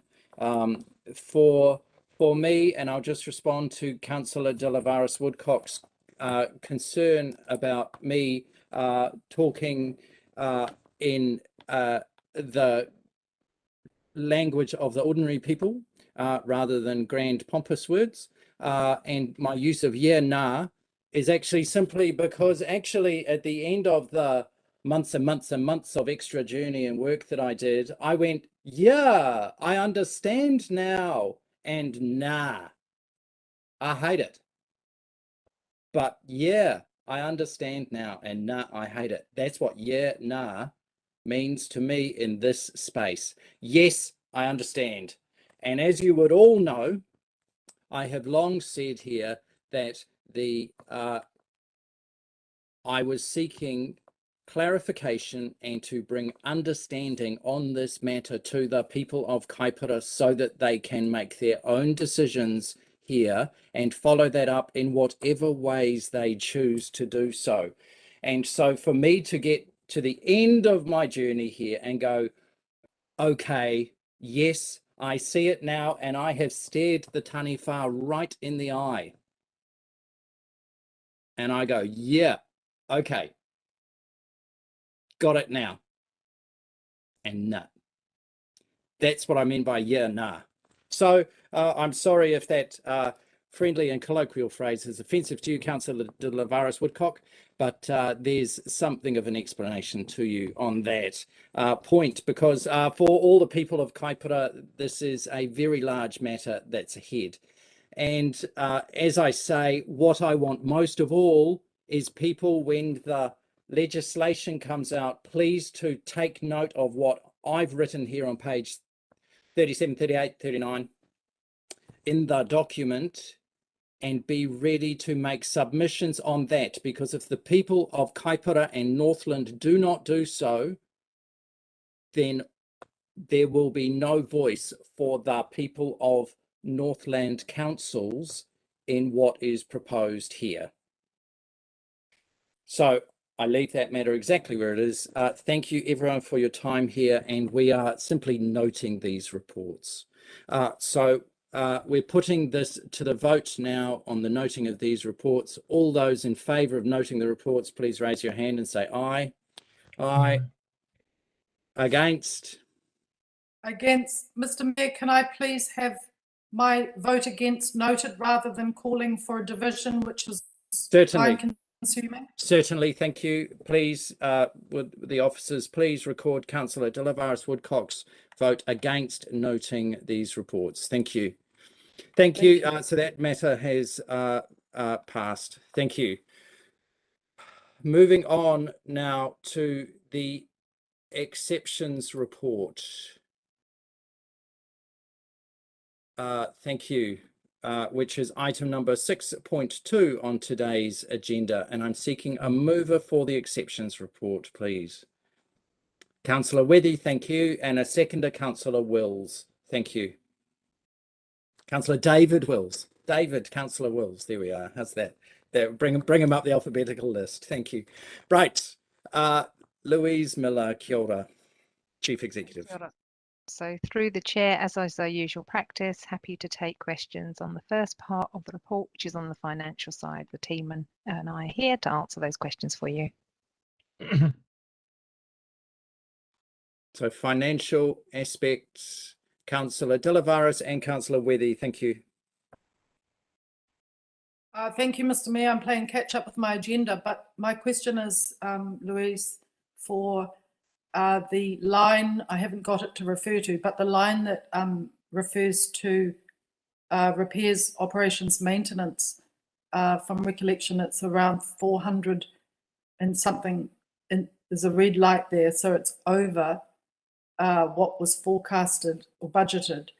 And so I'm wondering about that, because I would have expected with the operations of council being different now with working from home, the new norm, and why are we still looking at overruns of budget for this item? And I'll catch up finding where it is. Through you, Mr. Mayor, I can answer that one. Please. Yeah, thank you. That line, most of that relates to roading, and it's just really that they're ahead of budget or ahead of their program for the month. They're still forecasting to be on track for repairs and maintenance by the end of the year. You'll also note there's a comment in the report where they've done a move between professional services and repairs and maintenance, just the budgets from different lines. But at the moment, all of the roading stuff is on their budget, so that's what that relates to. Thank you. Thank you. Thank you. Thank you, Councillor Weddy, and then Councillor Curnow. Thank you. Thank you, Mr. Mayor. Look, yeah, just a quick question on the capital spend. If you look at what we've actually achieved year to date to February, with 4 months to go for this particular annual plan period, if you're looking at what we've achieved against our long-term plan and carryovers, we're only about 30% of the way there, or 37% of the way there if you look at our long-term plan projection. We did ask, I think from Member Louise a meeting or two ago, that it would be helpful if we knew, for example, what we'd actually spent plus what we'd already committed. Like, I know there will be capital expenditure projects that have already had their tenders accepted or their contracts accepted, and the work will be progressing and will be in train right up to and even beyond the 30th of June. And that would give us a better reflection on exactly how what our performance is like in this capital spend area. Because just looking at what we've actually spent in 8 months with 4 months to go doesn't look that good. But I think it would be a lot better if we knew what had been spent as well as what we've committed to and will be spent over the next few months. Have you got any information on that? So through the chair, the additional report. So yes, I know that was asked for, and the team are working on that.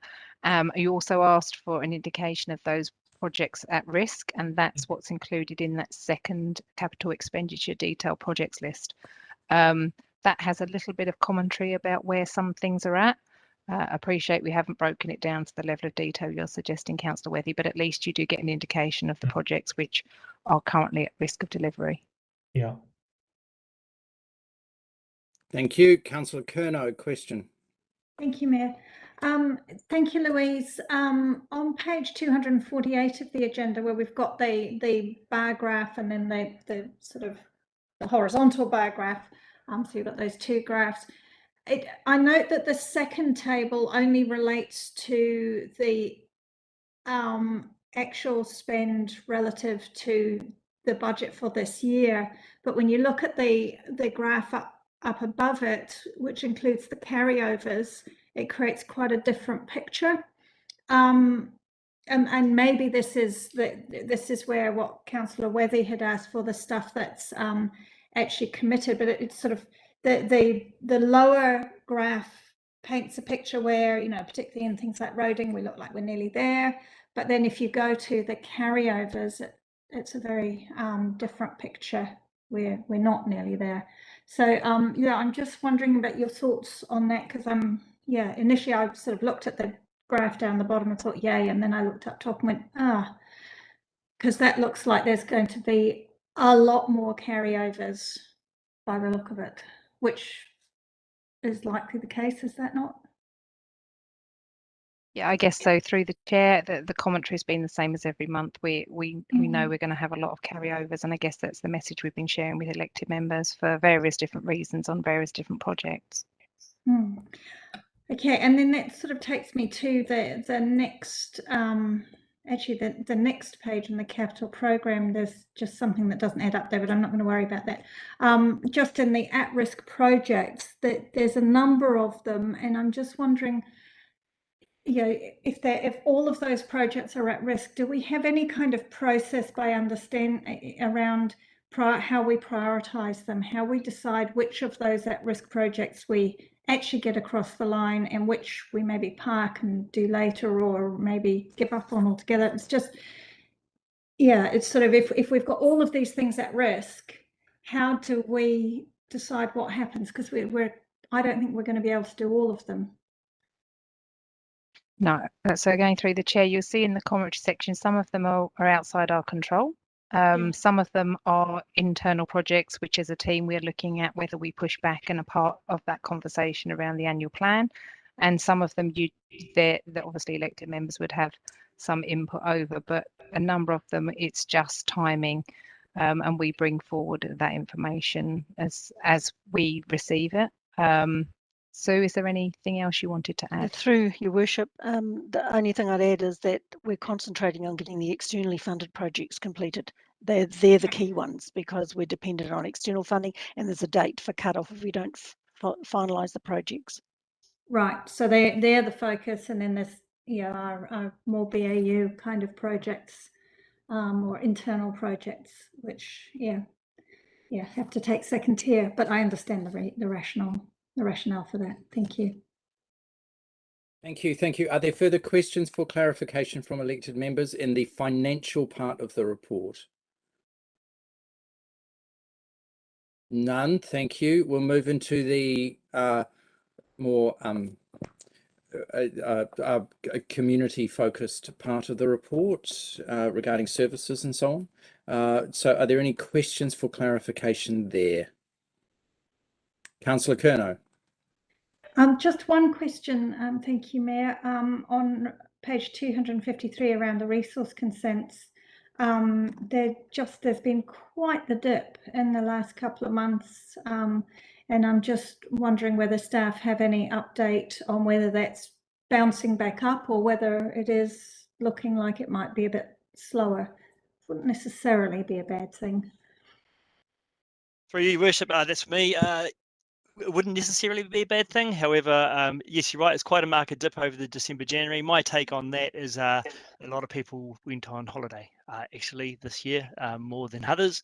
It is increasing way back up past previous years' applications. So a minor dip and then it's cranking back up again is the answer. Okay. All right. Thank you. Thank you. Thank you. Are there further questions for clarification?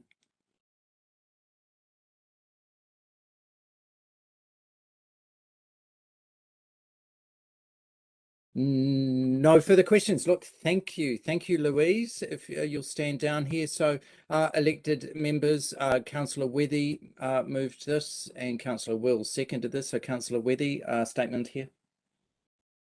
No, I think the financial page, front page looks pretty good for this time of the year. So with a bit of luck, we're going to be tracking in the last 4 months inside our annual plan projections. Just the key thing is to keep, I think, in my opinion, the foot on the pedal as far as the capital projects are concerned. But apart from that, full marks to staff. I think they're pushing things the right way, and let's hope it all hangs together for the next 4 months. Thank you. Great, thank you. Councillor Wills, statements. No statement. Okay, thank you. Are there further statements from elected members here? A quick statement from me. I'd just like to commend the staff for the detail of the clear reporting here, even when some of the news is if you like, sets of metrics seem to be going like that away from each other. I believe that this reporting is very clear and should be giving our community great confidence in what this council's doing. I'd also like to highlight the building consent and the resource consent 100% track that we have, and congratulate the entire team who's involved in that. The council made a revolutionary turn here on that subject a couple of years ago, thanks to a notice of motion and a subsequent report led by Councillor Peter Wethy. And Kaipara District Council is performing probably in the top, absolutely the top quartile of councils in New Zealand, and could be the very best council in all of New Zealand, but I'd love to get a metric on that for its ability to deliver those resource consents and building consents to the statutory deadlines. This may not last. If we see further growth ramping up and we see staff being plundered by government agencies and so on and so on. But I would say that for now, Kaipara District Council's record here is absolutely fabulous, and all of the team needs to be congratulated for the amazing work that's going on here. People stop me on the streets and tell me that they are really happy and that Kaipara is the place to go to get something done. And I go, that's top marks to our team out there in this fastest growing district in the North Island. So well done everybody. Long may it last, but we'll take it for what it is for now. Kia ora. Any further statements before we go back to Councillor Wethy for a closing statement? No, nothing further for me. Thanks, Mr. Mayor. Okay, thank you. We're putting the noting of the exceptions report to the vote now. All those in favour, please raise your hand and say aye. Aye. Aye. Against? Carried. Thank you. Moving on to the resolutions register. And I'm seeking a mover for the resolutions register, please. Councillor Curnow, thank you. And a seconder. Councillor Wills, thank you. Louise, kia ora. Kia ora. So through the chair, happy to take questions. Thank you. Councillor De Lavaris Woodcock, then Councillor Wethy. Thank you. My question relates to item number 2, the issues and options Mangawhai Community Wastewater Scheme item. There is a statement that I would like some explanation for, and that is that the Browns Road Farm or Lincoln Downs Farm disposal area has 8 to 10 years capacity. Could you speak to that, please? So through the chair, I'm afraid I can't. I don't know if any of the team are able to respond to that. If not, we can respond by email afterwards.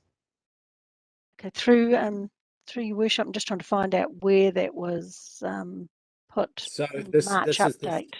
Yes, the first, so item number 2 in the table, 5.1.7, the very first paragraph of that in the commentary. Future disposal initial option estimated existing farm has 8 to 10 years capacity. Yeah, I'm sorry, I've only added the updates, but what I can say is we are trying to improve the capacity where we can, and we have got an advisor looking at what we can do to maximise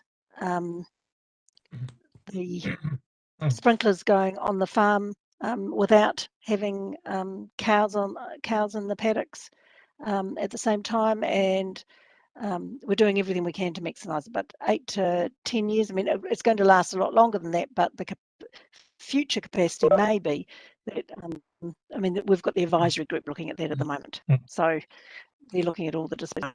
So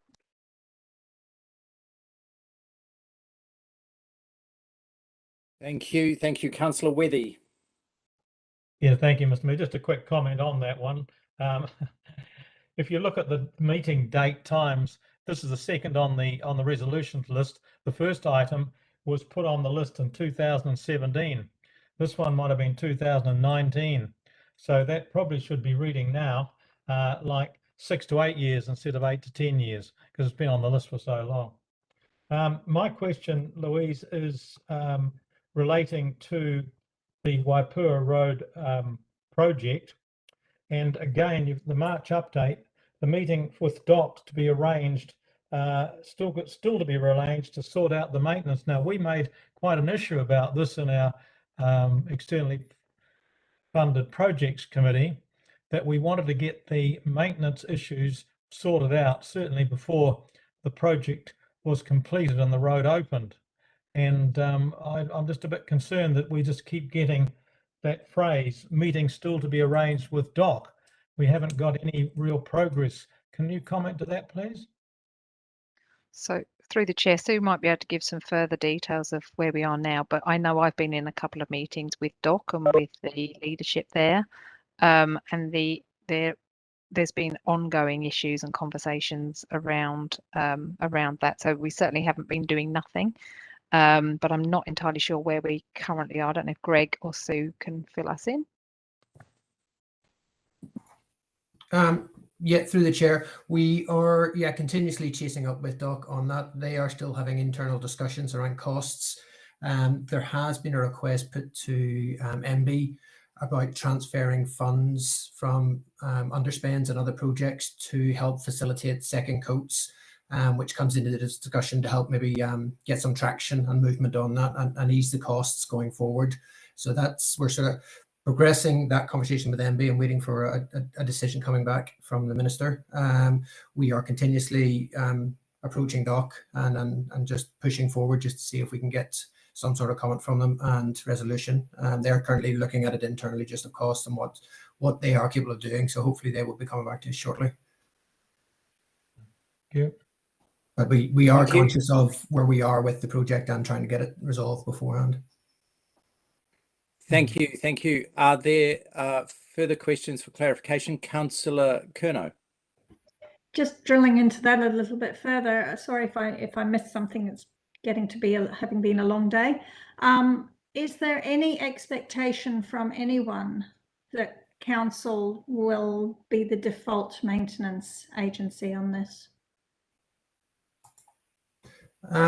Through the chair, not at this point. Contractually, how it's set up, we are required to build the infrastructure on behalf of Tyrrell, where we've got no obligation on maintenance going forward, and it's specifically in any agreements, it's excluded any future maintenance costs, specifically to this road, whereas other projects, obviously like Poto 1, it specifically talks about maintenance and council's responsibility.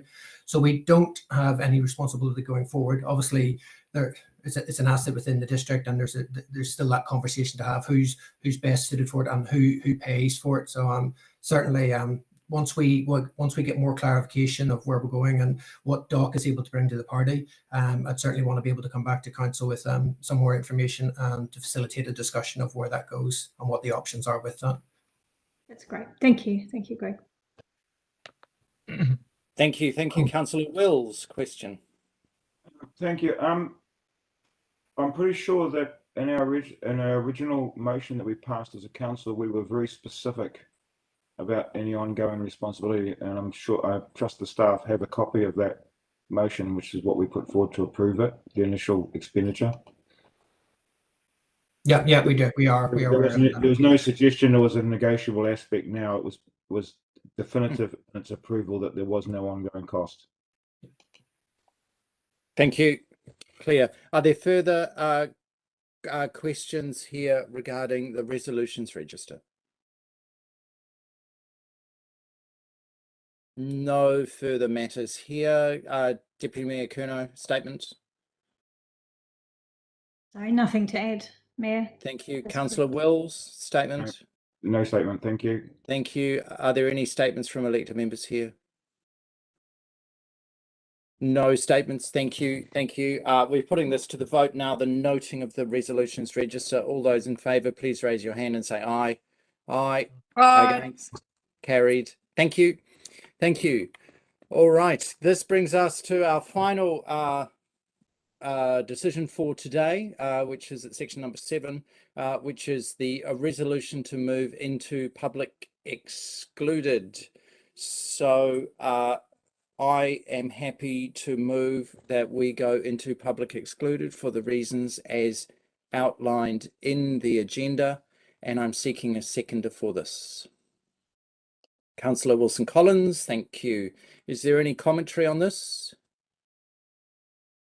No commentary, thank you. So just before we put this to the vote, I would like to thank all the members of the public for your attendance today and wish everyone a lovely afternoon. Kia pai tō ahi ahi koutou. At this point, we're putting this to the vote. All those in favour, please raise your hand and say aye. Aye. Aye. Against. Carried. Thank you. We now move